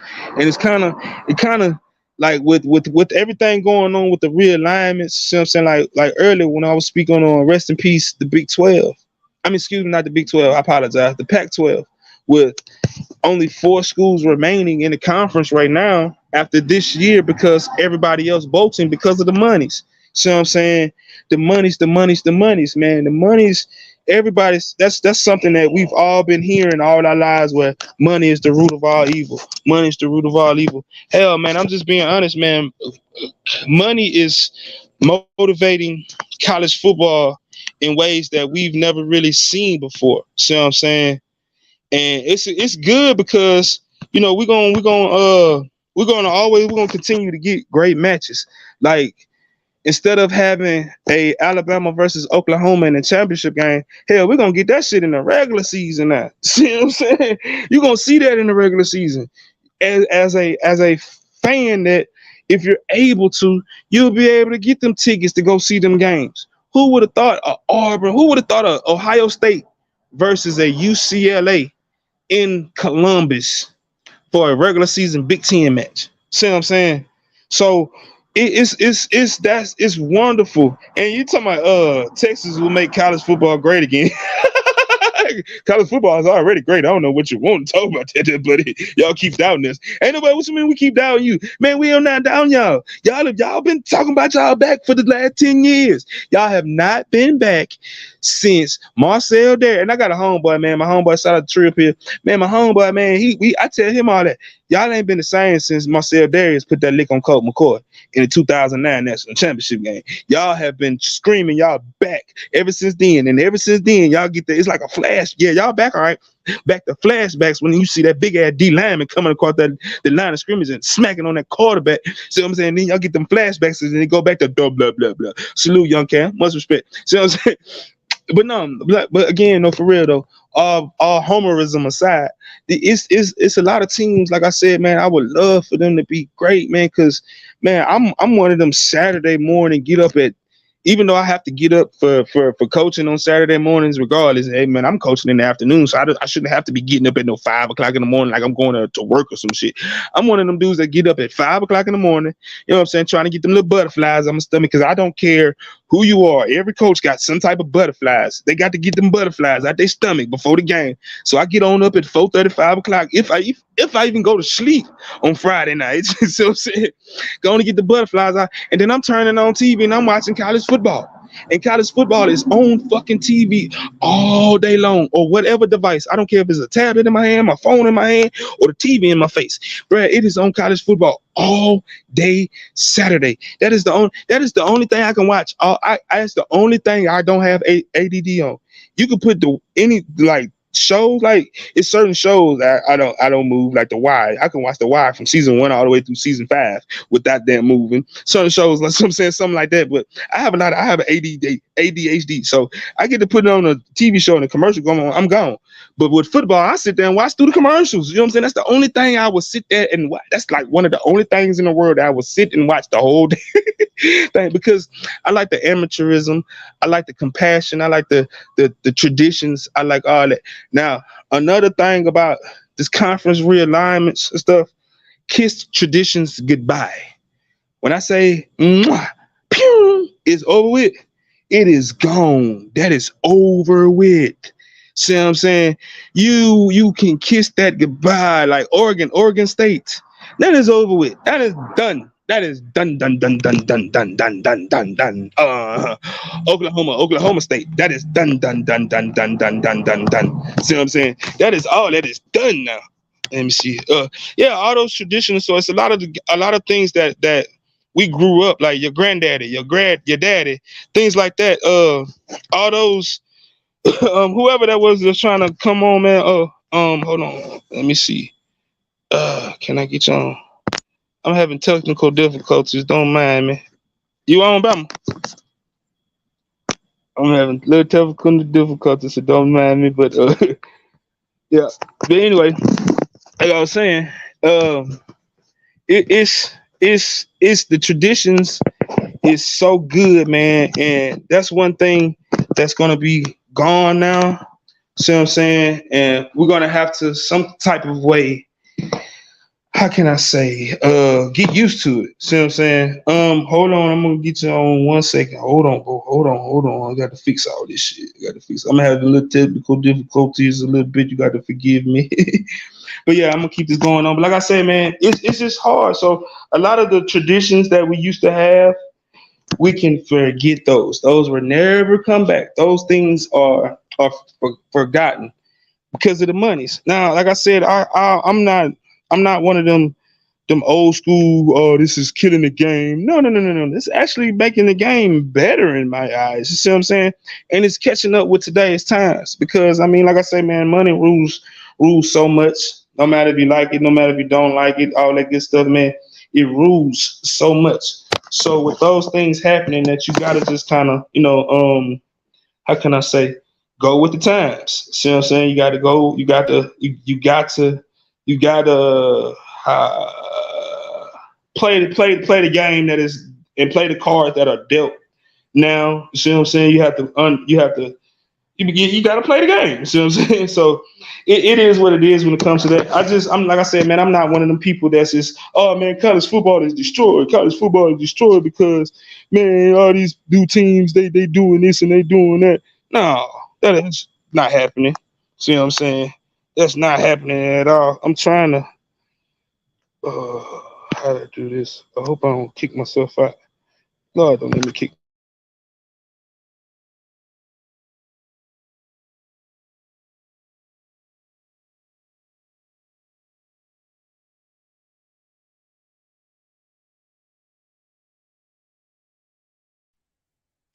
Okay, anybody hear me? Can y'all hear me? If y'all can hear me, push a one in the chat. If not, I'm trying to. I don't know what I just did, but if you can hear me, put a football in the chat for me. If you can hear me, I don't know what the hell I just did. Okay, good. I was trying to switch devices. I don't even know if I had dropped myself out or not, or what I was doing, man. Now let me see. Yo, Yeah, can you hear me? yeah, man, my Yeah. bad, man. I was having technical difficulties, man. My It's bad. all good. It's all good. Salute, bro. What's happening with it? What's Talk up, to me, man? man. Oh shit, I just dropped through, man. I heard you was talking about this money and this conferences and the SEC. Oh yeah. Yeah, man, Yeah. I was talking about the realignment, man. How the realignment has switched the game up now, and made Mhm. it to where it's money ball. See what I'm saying? To where like Mhm. and traditions is gone. Like you got guys like Dion. You know what I'm saying? Salute to Dion, but Colorado seeing the price that Dion was going to bring to his school, because he saw what he did. They saw what they were doing with the SWAC and with Jack State, and they just jumped on it Yeah. like, well, hey, let me, you know what I'm saying? Let me get above the game. And they just saw that the Big 12, I can go back to the Big 12 and make my money. See what I'm saying? So Right. that's why it's the money game. See what I'm saying? It's all about money. Yeah, it always been about money. Some people thought it was like this and like that. They just don't have it no more. The TV contracts, man. That's why Right, fact. the Pac-12 leaving now, man, because they felt like they wasn't getting a good piece of that bread, so they different. The Right. big, the yeah, When you got the average, like Vanderbilt, let's just take Vanderbilt, one of the sorriest schools in the SEC talent wise, even though they're very smart. But if they making baseball, 60, yeah, yeah, if they making baseball, $100 million off football alone, and you got Oregon out there making $17 million off football, they like, hold on, this ain't right. You feel me?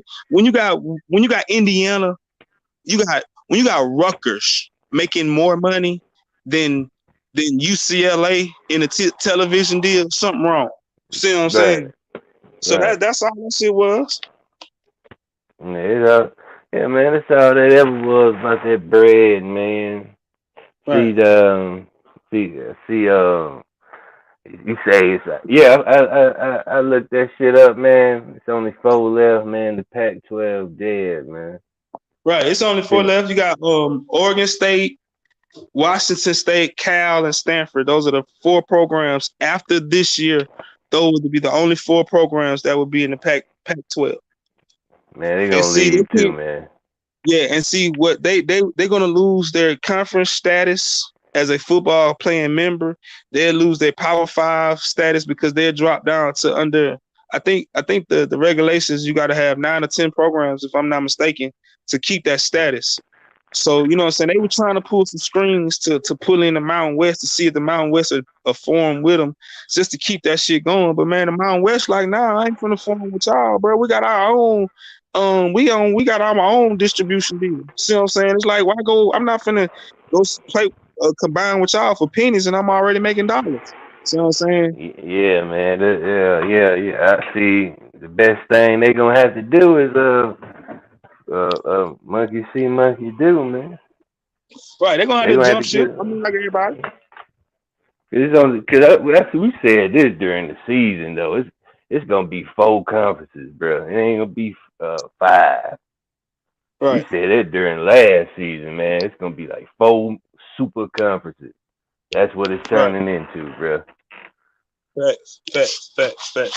I agree with you. I agree with you wholeheartedly. Yeah, And we seeing it right now. You see what I'm saying? It's starting to form right in our face with the SEC, the Big 12, and the Big 10 making their moves. The ACC didn't make any moves, but they better goddamn gonna get you. They better start doing something because Florida State and they Clemson, like, hold up. See what I'm saying? they We need to well, they need to they need to get Notre Dame, man. They made them play in that conference for the COVID. They need to go but see, get them mother. they got a agreement with them. They got the Notre Dame got a contract with the ACC, so where that's they fill in games. They know they're gonna get six games per year. So I'm saying, so they get to pick and choose who they get to play Get them. at the ACC every year. So I'm saying, but and then you gotta look at it like this: when it comes to basketball and a couple other sports, Notre Dame is in the ACC. See what I'm saying? So it's just kind of they looking at it like, and then Notre Dame the smart ones. Like I've seen a lot of sports networks people talk about, and I've seen a couple content creators talk about Notre Dame saying that they crazy for not joining the conference. They need to join the ACC. No, they don't. They are their own flagship program, bruh. Since you've been a child, and since I've been a child, they've always played on the NBC network. Always. Always. They have always had their own television. They were the first school to have their own television distribution deal. See what I'm saying? They the only ones. I'm not finna share that. All that money goes straight to them. All that NBC money, it goes straight to them. They ain't got to share that shit with nobody. See what I'm saying? So, and Yeah. then when it comes to like you know how that shit is when like in college, like Bama played Mercer. Well, Bama got to pay Mercer $300,000. Notre Dame is one of them programs like, hey, if you want me to come to your stadium, you got to pay me. So all year long, they making good money, and that's a national brand. You feel me? So I dare Yeah. be crazy to join. They should just stay independent.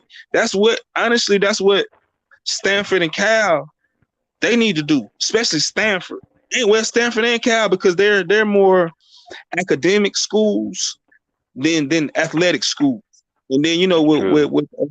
with Stanford, their Olympic sports are top notch. See what I'm saying? Like they Olympic sports, swimming and golf, and Yeah. that shit. They be winning. You feel me? So you know what I'm Swimming. saying? Yeah. Right, right.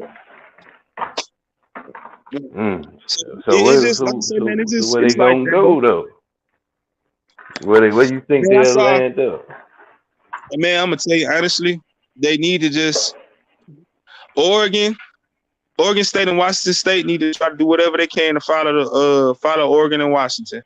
And Stanford and Cal need to come on. They need to go to they need to stay either go and stay independent or try to get into the Big 12 best the way they can.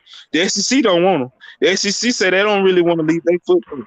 They good in the South. If they expand, they're gonna expand to let me come get Miami, let me get Clemson, or let me, you know what I'm saying, let me Yeah. get North Carolina. You feel me? They not going out west. What the fuck we need to go out west for? That shit's stupid. We good where we at. You feel me? Right, But right. it was just some other conferences like the Big Ten. I understand it's a great move from a commissioner standpoint. Like, hey man, look at the market, look at the money I'm getting. I'm getting Los Angeles. You feel me? I'm bringing in a Mm-hmm. program for the next 2 years. Going to have LeBron James' son on basketball. Do you know how much money that's going to bring to the conference? See what I'm saying? Like just thinking about Oh just things damn. like that. I forgot about that shit. Yeah. Right. See what I'm saying? So you gotta look at all that. I look, like I said, I look at the bigger picture. I look at the bigger picture, man, and I understand about the money side of it. See what I'm saying? I really understand the business side. I'm just more as a fan, as a traditionist. I'm more sad about the traditions of college football that's going to go away. See what I'm saying? Like Oh shit. that That's whole over with. conference leaving. Yeah, it's dead. It's over, bro. So that's sad. You see what I'm saying? Because like But hey, you know, check this. you still got you at least you can still get that Texas A&M Texas rivalry back Yeah, you going with in that next shit? year. I don't care nothing about that shit. I care more about the Alabama No, versus I'm talking Mississippi about State. them Texas folks, man. They gonna care about Yeah, that shit, bro. man. Yeah, them Texas folks don't even care about that shit. They care about more about Texas and Oklahoma than Texas Tech and Well, they ain't never played. I mean, they ain't never lost playing them though. That's what I'm saying. They used to call that something, man. The Lone Yeah, Star it was some Showdown or type of something. game, man. Salute, Jay. It was some type of game, man. I ain't gonna pay that shit no attention. I paid. I'm I gonna tell you mean, like this. I paid Texas versus Texas Tech more attention than I paid Texas versus Texas A&M attention. I say that much. yeah, 'cause they ain't played in over 10 years. You probably feel like that. That's probably irrelevant now because they ain't played in 10 years. How Shit, long the Texas? Huh? even when they was in the conference together, I didn't pay that shit. I wouldn't. Hey, fuck. I couldn't stand. I'm gonna tell you, man. The only reason why I ever paid attention to Texas was because of Eric Metcalf. Eric Metcalf, when he played for the Browns, and me being a card collector, I looked up the Uh, college and was like, ooh, he played for Texas. And then Ricky Williams, see what I'm saying? I'm like, ooh, you know what I'm saying? But after yeah, Ricky Williams left, I was like, oh. And then when Vince Young came, they were gonna put him in your face. See what I'm saying? But like I said earlier, like I said on your panel, hey man, shout out to Bama, man. If y'all yeah, haven't subscribed, man, subscribe to the Bama Vision, man. Please do, y'all, man. Support this young man, man. We got, like I said, man, this man, a lot of and KB, these guys got good channels, man. When it comes to sports, man, they love sports and they're very knowledgeable when it comes to their subject, man. It ain't just no get up there and just throw the ball up there in the air and say go type shit. These guys have got some good content, man. Y'all go sub to these guys, please, man. I put a stamp on that yeah, one for sports fans. yeah, for sure. But, Appreciate but that, man, coach. man, it's like when it's like the world, not just it's like the whole college football after I said this earlier, after Marcelo Darius hit Colt McCoy, it's like the whole world left Texas football alone. You see what I'm saying? It's like Oh everybody man, was like, "Oh man, they dead. That shit dead. They dead." But Bama did. Okay, Clemson was the only program that from a national championship loss against Bama that didn't kind of fall off a little bit because Notre Dame fell off a little bit. So I'm not like talking about like just all the way shit. sorry, but they fell Yeah, I off. get what you After they said. thumping. Yeah, they took Yeah, it took them a second to kind of they had to lick them wounds. You feel me? See what I'm saying? shit. They had to lick them wounds. They had to lick them I wounds. They had to mean, lick but them wounds. shoot, Notre Dame. Shit, a lot of people can look at them like some 1 year wonder shit because they wasn't shit before then. Yeah, true. Cause But just think about it like this, man. That's Joe Montana. That's the school Joe that produced Joe, yeah, bro. you looking at The history, the right? history, but like recently, like especially up until that point when they got smashed in the national championship game, they was irrelevant. You just they always gonna stay in the media, man. You know that. Notre Right. Yeah, Dame, that's true. but I agree with you on that one. I do agree with you on that one. Yeah, that's Notre Dame. They always, regardless if they 4-12, 4-8 or some shit, they always gonna be up on that motherfucker. They always gonna be looking at them like, yeah. But yeah, man, like I said, man, this is just my and for the if y'all can read the ticker that's going across the screen. I didn't say this earlier, but I say it now. My final four predictions. My final four for the last year, the 4-team playoff system. My four teams will be Alabama, USC, Michigan, and Florida State. And of dang, course, I'm gonna be a homer, and I'm putting Alabama as Roll Tide as the champs. yeah. Why you put Florida State up there though? Because man, I just for some reason, man, I kind of like what Florida State got going on, man. With Jordan Travis coming back, man, for his senior year, and he produced pretty good, especially toward the end of the season. The beginning of the season, they were kind of shaky a little bit, but then the end of the Yeah, season, they got hot and they were good. And he's not losing nothing skilled. He's not losing too much. Skill position is going to the NFL or the transfer portal. Plus, with them bringing in they keeping that 6'7" monster that they got at wide receiver. That dude there, you just throw that bitch up there to him, you're good to go type shit. See what I'm saying? Then they bringing in the little dude that's coming from Michigan State, that wide receiver Coleman. They gonna have, and they keep a good defense. See what I'm saying? They keep a decent. I ain't gonna say good. They keep a decent defense. And with Clemson doing adjustments this year, as in they're learning a new system because they boy bringing in a new system to the offense and all that stuff. So I just think that, you know, this the year for somebody else to win the ACC, and I honestly think that Florida State is going to win the ACC. If they get past LSU that first game, I can honestly see them going undefeated if they get past LSU that first game. See what I'm saying? So you got a Bama vision, Auntie.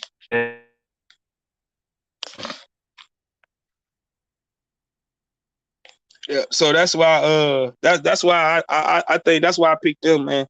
I picked Michigan at the Big Ten again because of the quarterback situation at Ohio State. Ohio State has everything that you need, everything that you will want as a football team, bro. They got it all. Yeah, just type it in. But it's just the quarterback position with Devin Brown and the other kid battling it out.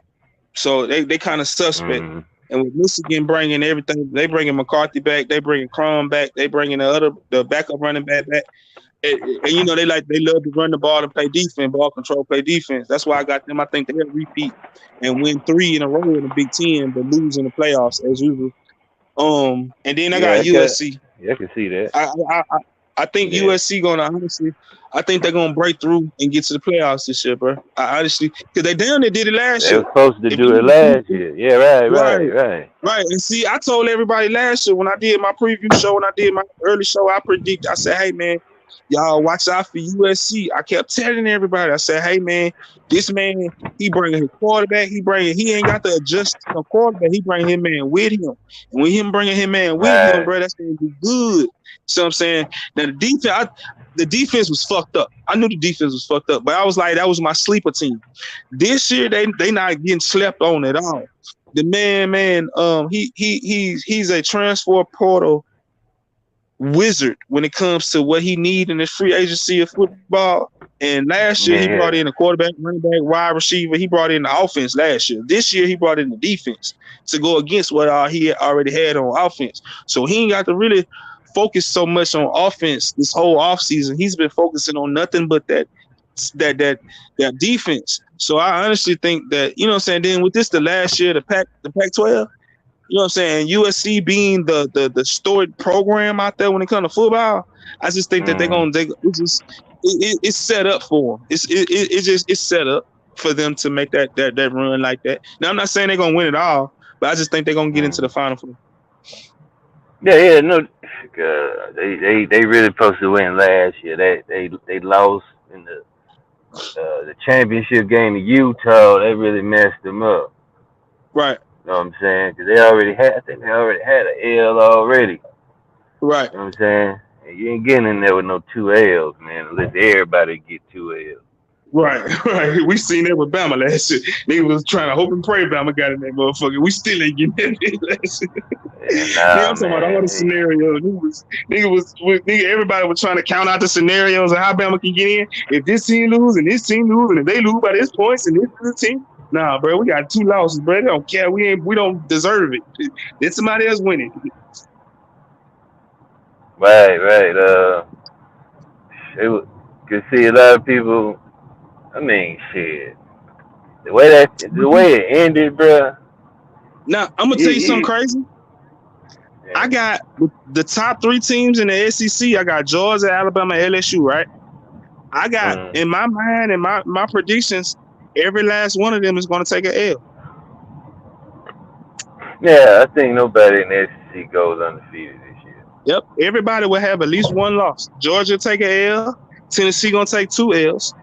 Alabama gonna take an L, and LSU gonna take an L. But LSU is gonna come out with the 1 loss, but they're gonna come out with a loss. I'm talking about the SEC. They're gonna come out with the 1 loss in the SEC to Bama, and it's gonna push them in the second place.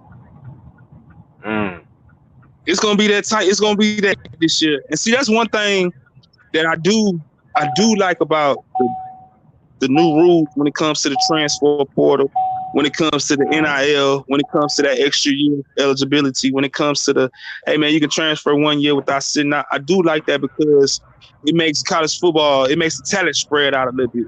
See what I'm saying? Like, honestly, I'm being honest. Like at Alabama, see what I'm saying? Like we all know as Alabama fans, our fourth string can start at Colorado because we're seeing it, we're proving it right now with Des Moines Kennedy leaving Bama as a fourth string linebacker and going out there and he will start. See what I'm saying? So we got 4 and 5 stars that's riding the bench, ain't getting no playing time. So it kept all the talent in one school. So a lot of the other schools just trash. See what I'm saying? So with the transfer portal and the NIL, it's letting these kids give them different options to where now, hey man, Georgia look good. Everybody look good. Everybody got these 5 stars on their team. See what I'm saying? Everybody can, well, I say everybody can get them. It's up on you and your boosters if y'all pay for them or not. But you can go get them boys now. You feel me?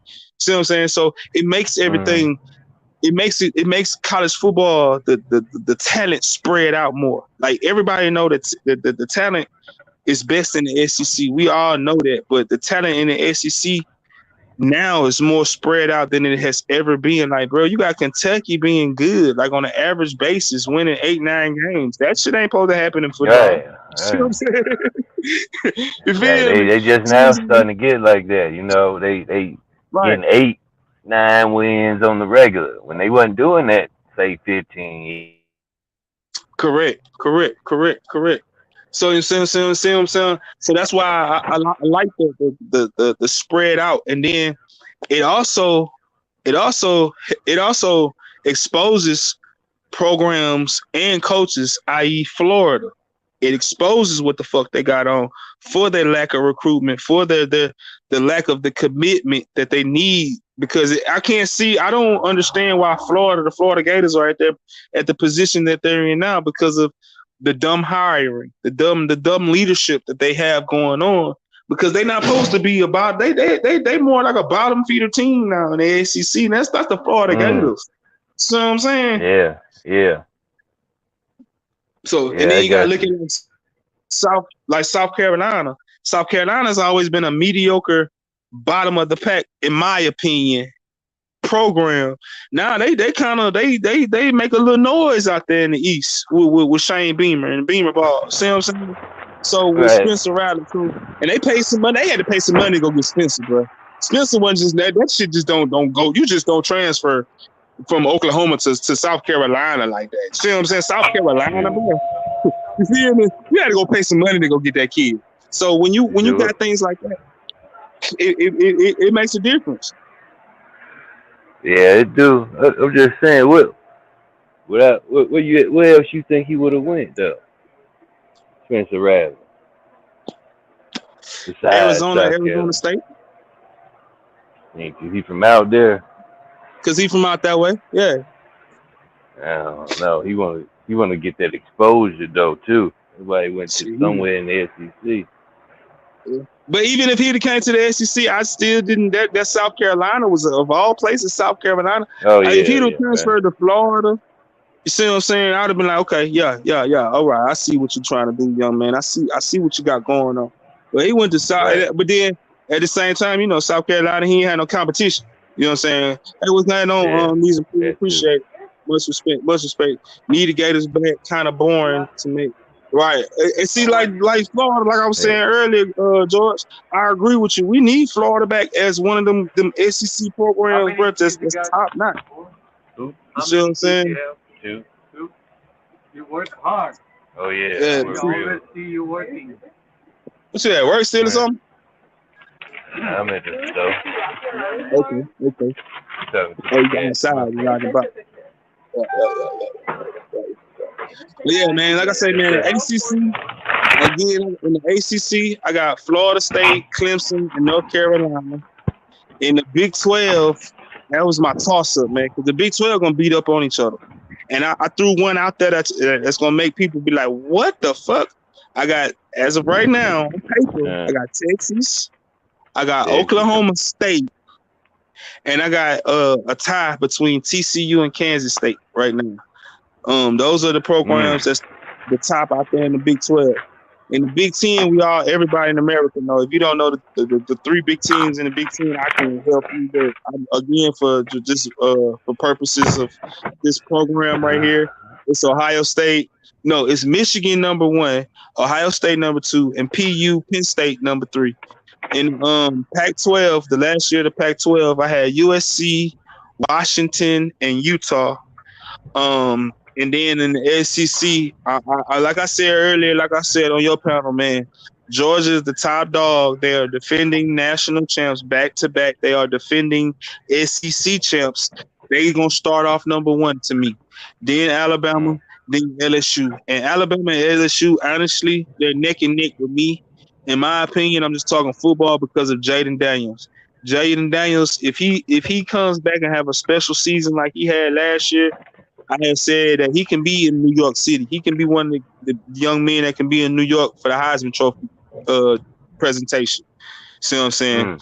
If he produce and he progress better, like how his college career has been going from, if you looked at him at Arizona State up until this year coming in at LSU, if he keeps on that track, they can go undefeated. They can beat Bama at Bama. You see what I'm saying? They can do that because of him. And this man is a 5th-year senior. That's experience at a quarterback. And I mean, I'm just saying, just look at history. Sometimes repeats itself. Well, I ain't gonna say sometimes. History will always repeats itself. Always. And if you look at LSU, when they have homegrown recruits at quarterback, they don't do too good. They be shaky. When they bring in a transfer motherfucker, and the person that be in that second year, just look at it. They do great that second year under their transfer quarterback. And you can go all the way back to my man, Zach? Look at Zach's second year. Zach had a better, and the team had a better year with Zach. Look at recently from the 18 and 19 season. 18 season, what they won 9 games, some shit like that. 8-9 games in Joe's first year. Yeah. Like you saw what they did the next year. That's all I'm saying. That's all I'm saying. I'm just speaking facts on that. See what I'm saying? Last year, them people went 10-3, and they weren't supposed to do that. Everybody was thinking that they'd barely be a bowl team next year. Everybody just thought Jaden Daniels was gonna come in and be that same type of dude that he was at Arizona State, where they was winning 7-8 games, but he got better talent. He got a better line. You see what I'm saying? And a better coach. So it makes everything much better. It makes everything. You see what I'm saying? So that's why I got them neck and neck. I honestly got them neck and neck with Bama. Like it ain't too much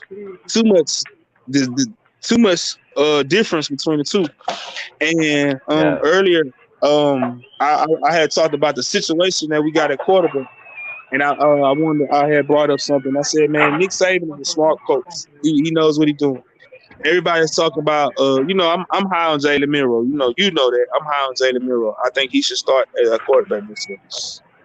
But I was explaining to everybody, in my opinion, why Coach Saban had brought in Tyler. We watched. Right. Like for me, I watched the fan tape. It's a guy on YouTube, Bradley something. I can't think of his last name right now, but Bradley something. He got the whole fan practice from the other day when they had the fan day in Tuscaloosa. Fan practice, and I watched the throwing session. I specifically watched nothing but the throwing section, and man. Ty Simpson is suspect beyond suspect. That's the reason why we brought in a transfer quarterback just in case Jalen Milroe get hurt. We ain't bring no quarterback in just to compete for playing time. No, we didn't. We brought in a quarterback for insurance just in case Jalen get hurt. Right. Man, that dude Ty ain't it, bro. And I watched, man, that defense, like because I was watching, the defense was getting pressure. pressure. Mm-hmm. And I'm looking at them feet, and I'm looking at him, and he throwing the ball in the dirt on outs, on rollouts. I said, oh man, this man ain't he shouldn't even start against Middle Tennessee State. He shouldn't even be. He'll be a great starting quarterback at Troy. He'll be a great starter back at UAB and at South Alabama. But at Auburn or at Alabama, no. Yeah. See, where No, he no, no, no. from anyway, man? Tennessee. He can go back. He wouldn't start at Tennessee, bro. He wouldn't start at Tennessee. Yeah, he would. And But see, I'm gonna tell you like this. And then this is the honest to God truth, man. You know, with Nick gonna play the best person regardless. We all know this. See what I'm saying? I don't care if you're a freshman or not. The kid had a chance to be the backup last year. Now, if he was so lightheads of ahead of Jalen, and when it comes to mechanics and throwing and all this and all that, why wasn't he the backup to everybody's favorite quarterback, Bryce Young, last year? Answer that question. See what I'm saying? I be asking people questions like that, and they can't give me the answer. And I'm like, because the boy ain't it. He just come out of a good program in Tennessee, and he had a great high school. But hey, it is congratulations. You had a great high school career, but you might not be the type of caliber quarterback that's good enough to play quarterback at Alabama. You might be good enough to play quarterback at Cincinnati or some shit like that, and that's great. You might be a great quarterback to play at BYU. Congratulations. That is still D1 football. But when I'm talking about what we need at Alabama, no.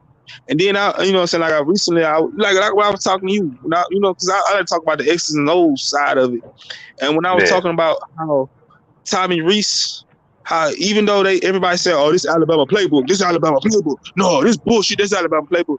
Man, I was looking at that fucking that practice, and I'm looking at how he's shifting in motion and movements. He is doing the exact same thing he was doing at Notre Dame. That man gonna run the fuck out the ball. And with having a RPO running quarterback to go with them 5 running backs we got, why not let that loose? Hey, we need him, Ty Simpson, to come in and be a package quarterback for a pass or something. Congratulations. But this shit ain't gonna be no package for Jaden, man.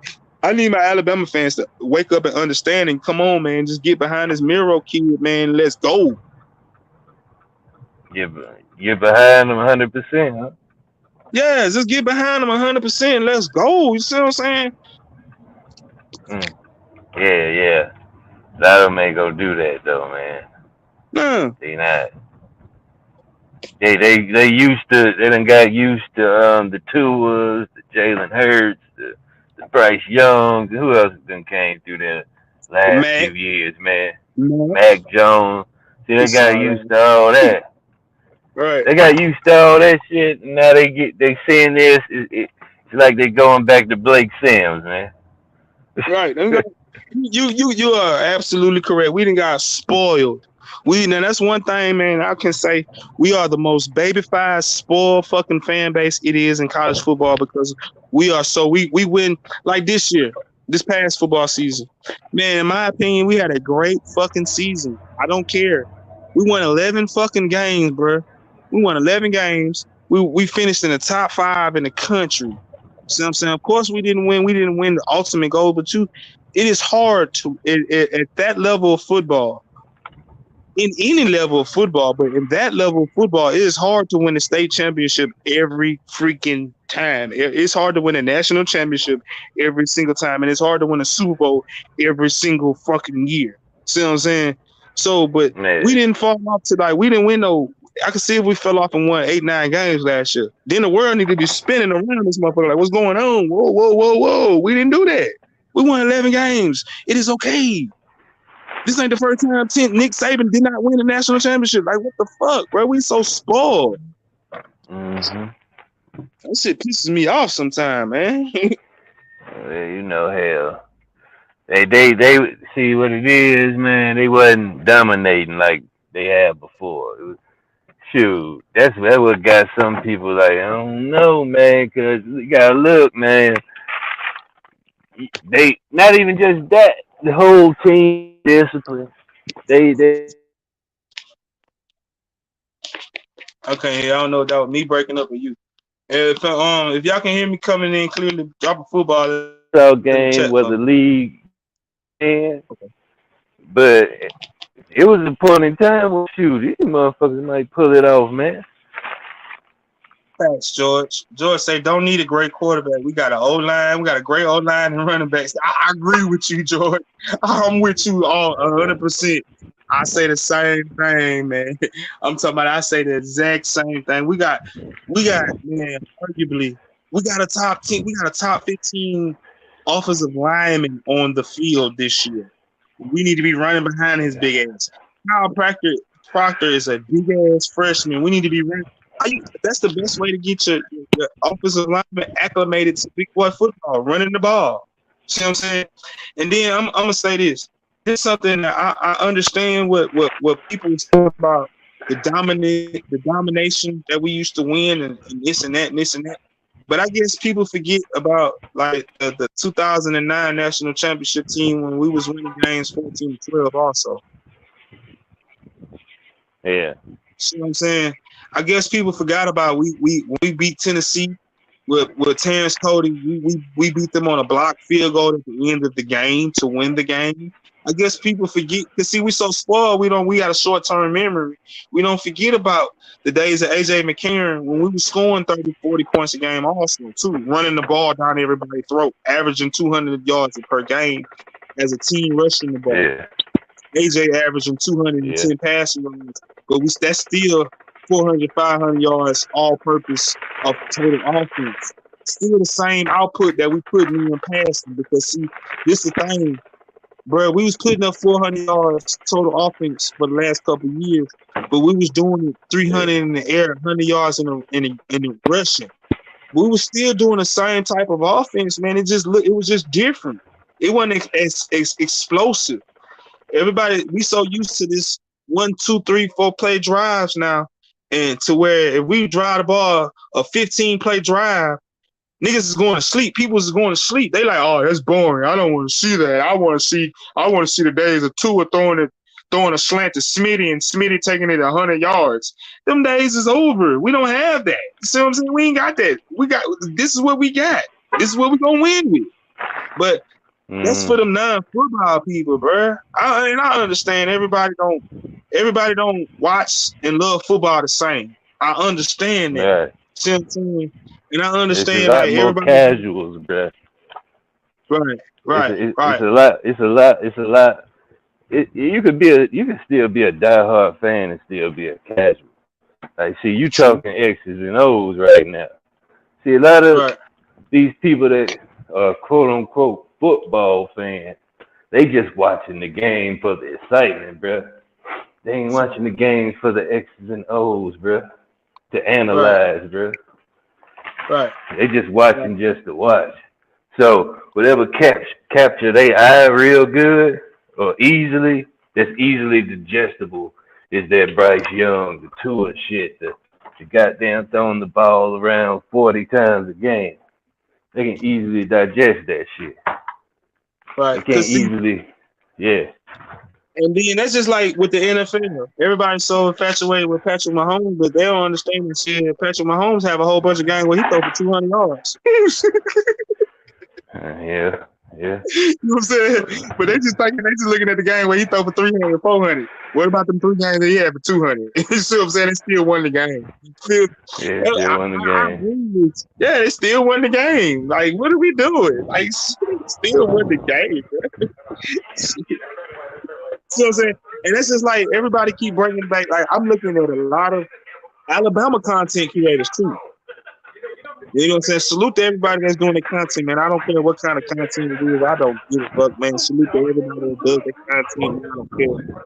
But, man, I've been looking at a lot of Alabama content creators, man. And they keep bringing up the Jalen Milroe game against Texas A&M. Oh, man, look at this. Look at this. Look at this. Look at this. And I keep trying to get these people to understand, man, like, that was the kid's first game.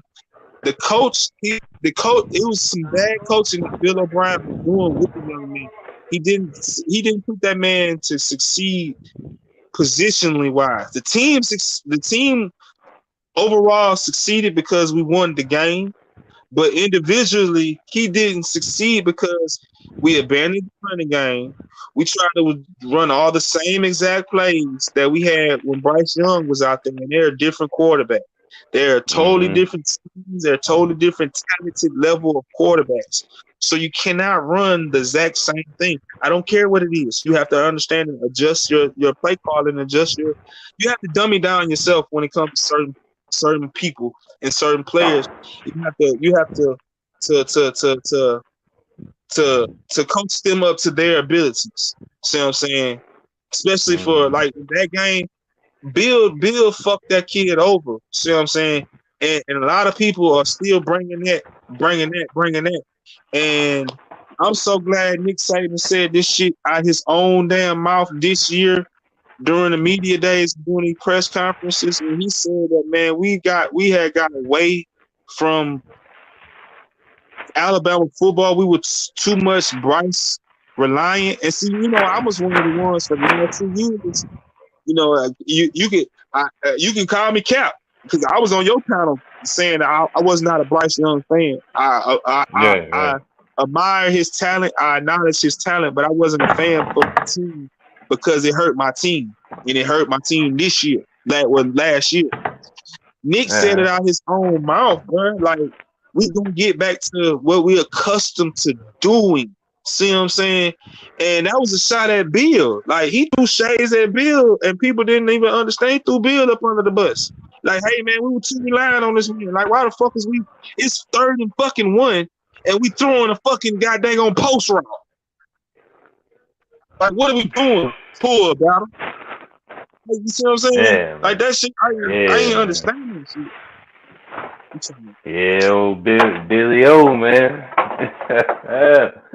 But it shouldn't have been no surprise, man. What he do in the pros, man? He don't run the ball. He don't run the ball, right? Yeah, right. He never did. He was a type OC that's gonna throw the ball deep too. He like some Bill. What's old boy? He used to coach the Buccaneers, man.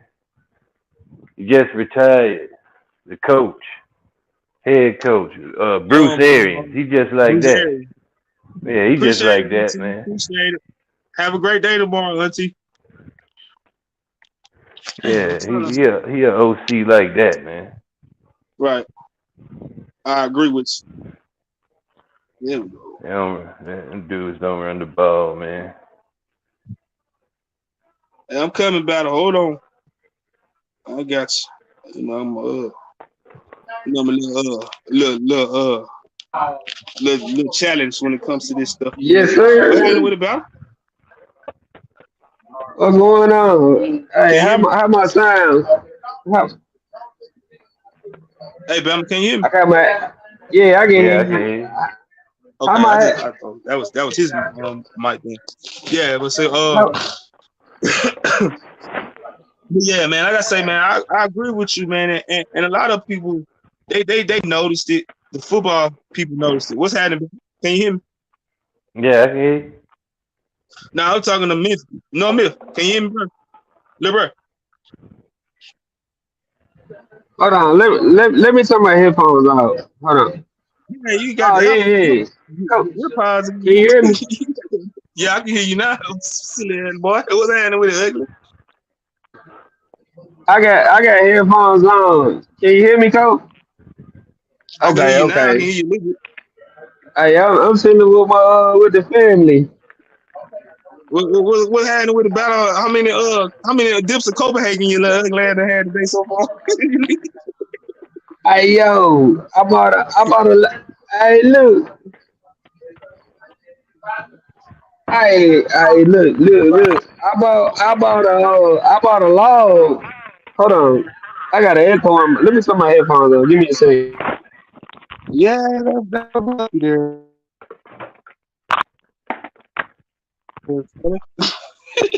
Yo, can you hear me now, Coach? Damn. Yeah, I can hear you that way, though. Can you hear me? Hold on. Give me a second. Yes. Give me a second. Let me turn my volume up. Oh, nigga, you already coming in loud. What the hell? There we go. Can you hear me? I can hear you. You coming in loud. I can't hear nothing. I gotta let me. Hey, I'm go out and come back in. Cause I just Roger, disconnected my headphones. I can't hear Roger nothing. that. Okay. Roger that. Yeah, little bro, that nigga must be got to be drink, not drunk. That nigga drink. Yeah, I guess so.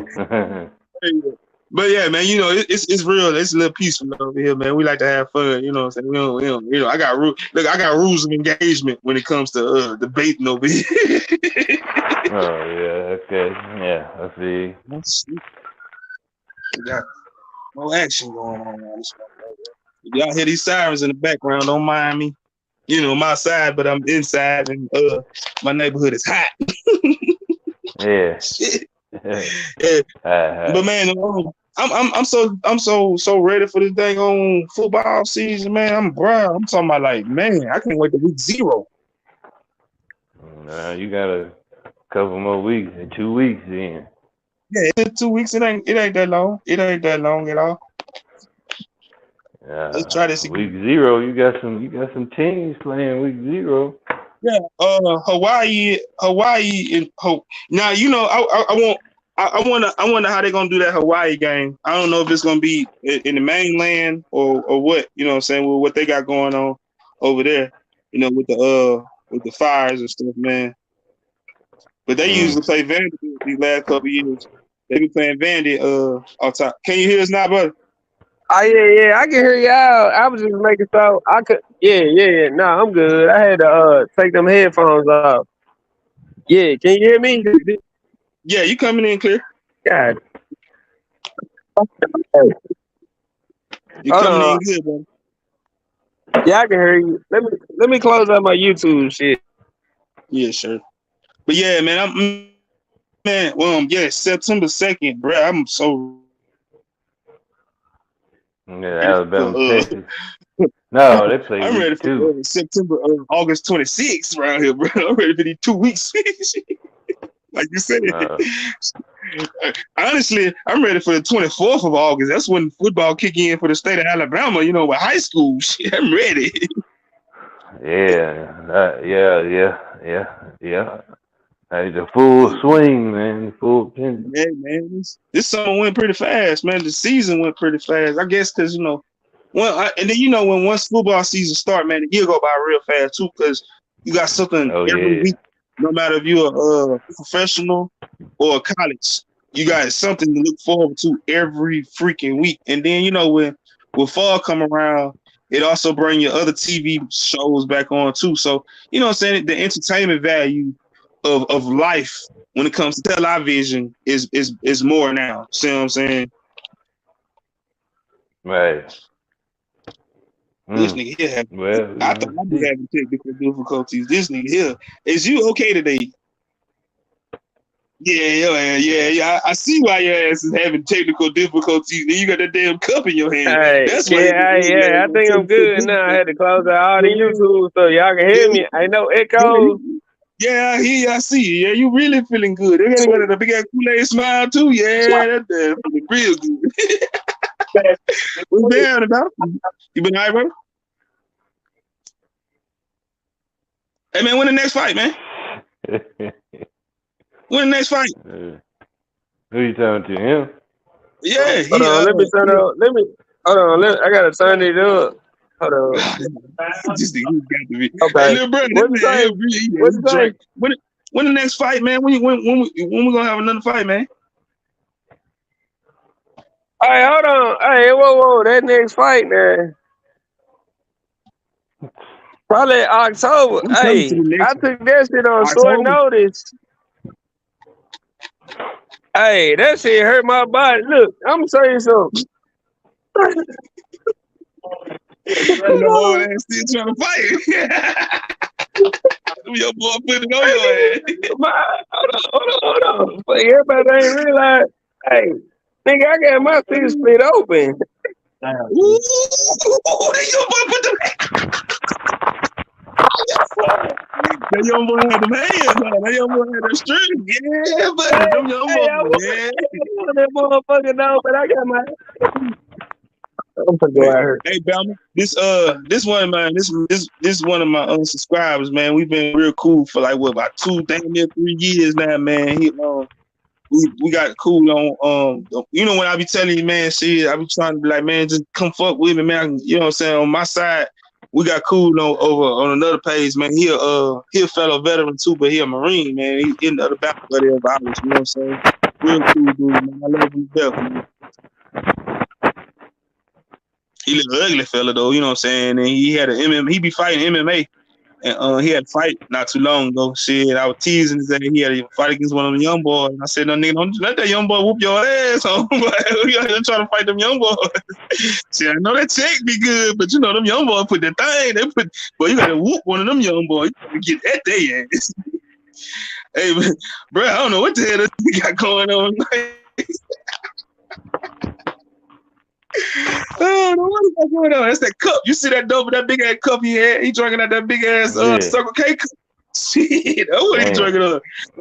Drinking that Jack Daniels Circle K cup. Yeah, that's gonna get everybody thrown around. Crazy. Drinking that Johnny Walker.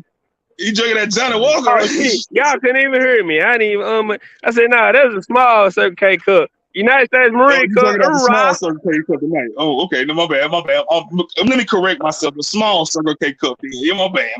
Not the big cup. You ain't on the big cup. Yeah. United States Marine Corps. Yeah. Small. Yeah. Boy, you rough. But the Marines are rough. The Marines rough. You know you gonna be so drunk over there with it. Hey, what you drinking on tonight? What you drinking on tonight? Fine, gentleman Jack. Let's see. Hold on. I gotta get to it. Hold on. Gentleman Jack.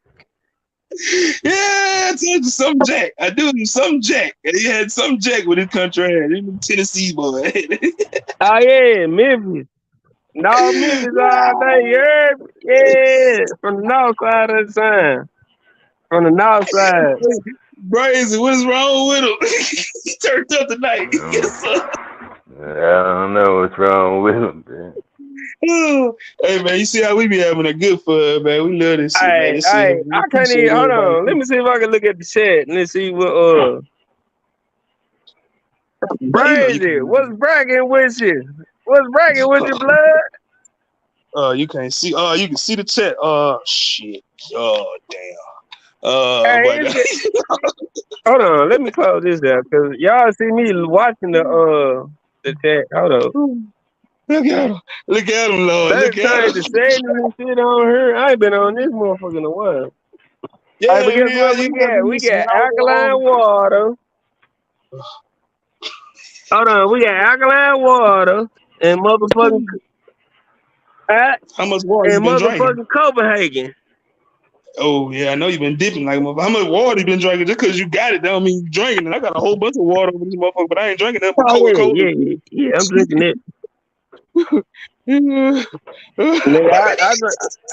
Hey, coach, I drink 2 bottles. 2 bottles, you heard me? Because shit, the humidity is a motherfucker. Oh Jesus! I like, bro. I appreciate it. But y'all just don't know this tonight, bro. I needed this tonight, man. I need everything going on over there. Oh shit! Yeah. Hey, I'm glad. Hey, I don't even know. Hey, I'm sorry I ain't get on earlier, because I had some other shit. Nah, look, I'm gonna tell you what's fucked up, right? I taught a class today. I taught a home guard class, and then I taught a concealed carry class today. That shit was funny as hell. Man, it was. You teaching it to civilians, or you doing the with civilians? Civilians. I know that shit was crazy. Shit, y'all crazy ass Memphis people anyway. I know that shit was crazy. I had my kids in there, right? I had my 2 girls, right? I had my 2 girls in there that's 18 and 13, right? I know the 18-year-old, boy. I know that 13-year-old hell on wheels, boy. Golly, I know that little ass probably got dang on. Ooh. She probably can break down the M4A1 right now and go do yeah. this in her sleep. Yeah. Hey, look. So, you know, when you teach the class or whatever, you know, you got to go through the concealed carry. Yeah, LeBron, y'all Texas Heat different. Yeah. That Texas Heat different. That shit, I thought Alabama Heat was something different. That shit, I'm gonna tell you like this: that Texas Heat kind of like some Iraq Heat. That shit just take your whole breath away. You make you want to go back inside when you come outside down in Texas. That shit ain't right, nigga. Yeah, that shit different. That shit different, right? Different. That shit different, right?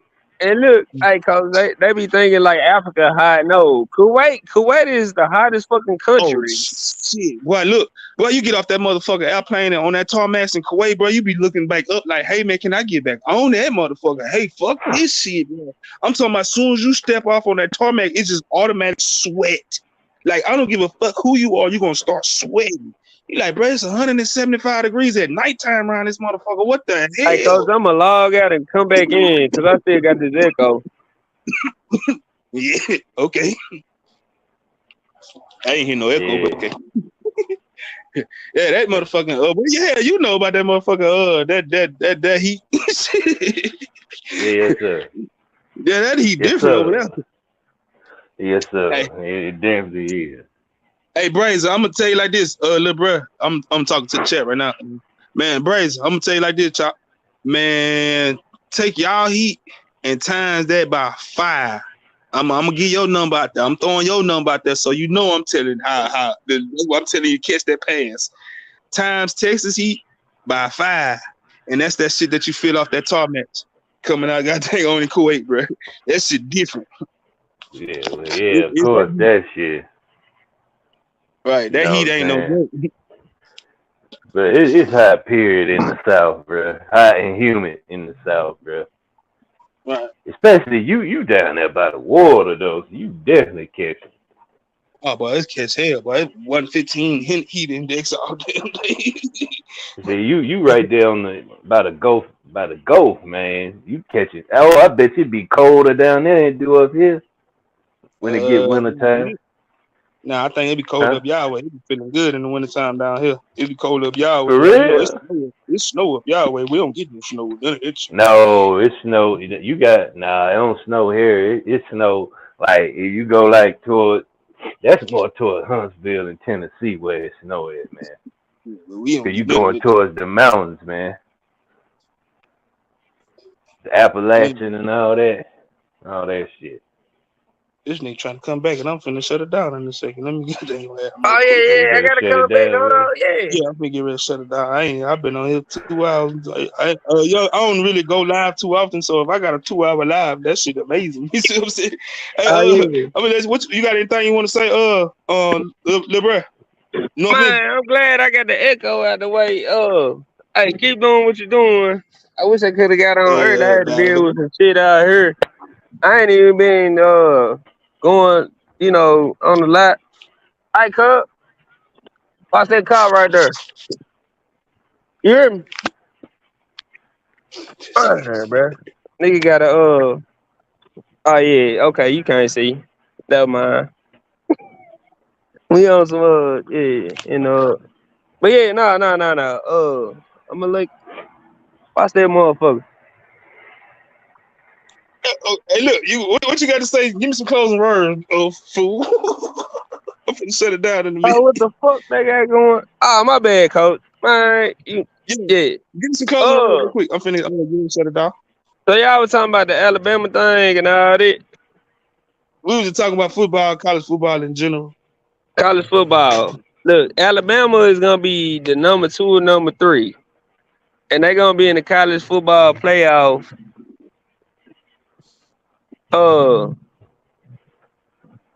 Hey, what, man? Yeah, I got my bad, coach. Got to deal with some North Memphis shit. But hey, look, go ahead, tell me something good, man, so I can shut it out. Georgia, I think Georgia ain't even got the upper hand. I think Tennessee, the Vols, and I hate them. They got their shit. They got their shit on point, and I think Mississippi State and Ole Miss. Good. Okay, you good? Yeah. Mississippi State, Ole Miss, and UT gonna be in the top of the SEC. That's your opinion. That nigga said, "Oh, Mississippi State." Woo, boy, what you drinking on? Yes, sir. Man, this is right here. Yeah, I'm gonna go up Hey, But man, there. yeah, But coach, bro. I'm gonna go and I, holler at you, bro. okay, I appreciate it, man. Said much love, man. Appreciate it, No, appreciate bro, it. no my doubt. bad, coach. I was a little Yes, distracted. sir. No, Who yeah, the you fuck good. is I'm this? finna, but look, I'm trying to go live tomorrow sometime, man. So shit, tap in with me tomorrow. No, Hey, Doc. yeah. Hit me up tomorrow so that way I can be more focused. We on look, I gotta show you this shit. This shit, my ass motherfucking car pulling up, motherfucker getting out. I gotta grab it. Yeah, you Yeah, outside. You outside. Be safe. Be yeah, safe. I'm Be safe. outside, Hey, yeah. yeah, be safe. You outside. Be safe, brother. Yeah, I'm good, coach. Yeah. I ain't Much worried, love, man. man. I hot them niggas. My bad, coach. Yeah, Dang, I forgot them. Let me much get love, bro. Much love. I love you, man. I love you. I love you. Anyway, man. Hey, man. Appreciate you, George, man. Appreciate it. First time here. Great show, Coach. Roll Tide. Roll Tide. Roll damn Tide. Appreciate it, man. I appreciate everybody who tapped in, man. Appreciate you, little bro. I know you don't really do sports too tough, man, but I sure appreciate you tapping in and hanging in with me the whole time, man. Salute to everybody that done hung in with me the whole time, man, and that chatted, man. Salute to everybody that'll see this in the future. Man, I'm gonna leave y'all with this, man. As my saying, man, every day above that dirt is a blessing, no matter what. Stop all that stressing.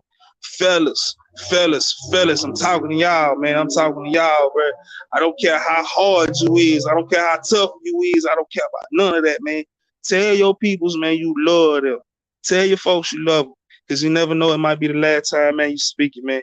Anyway, man, much love, much respect to everybody, man. I'm out. Roll Tide.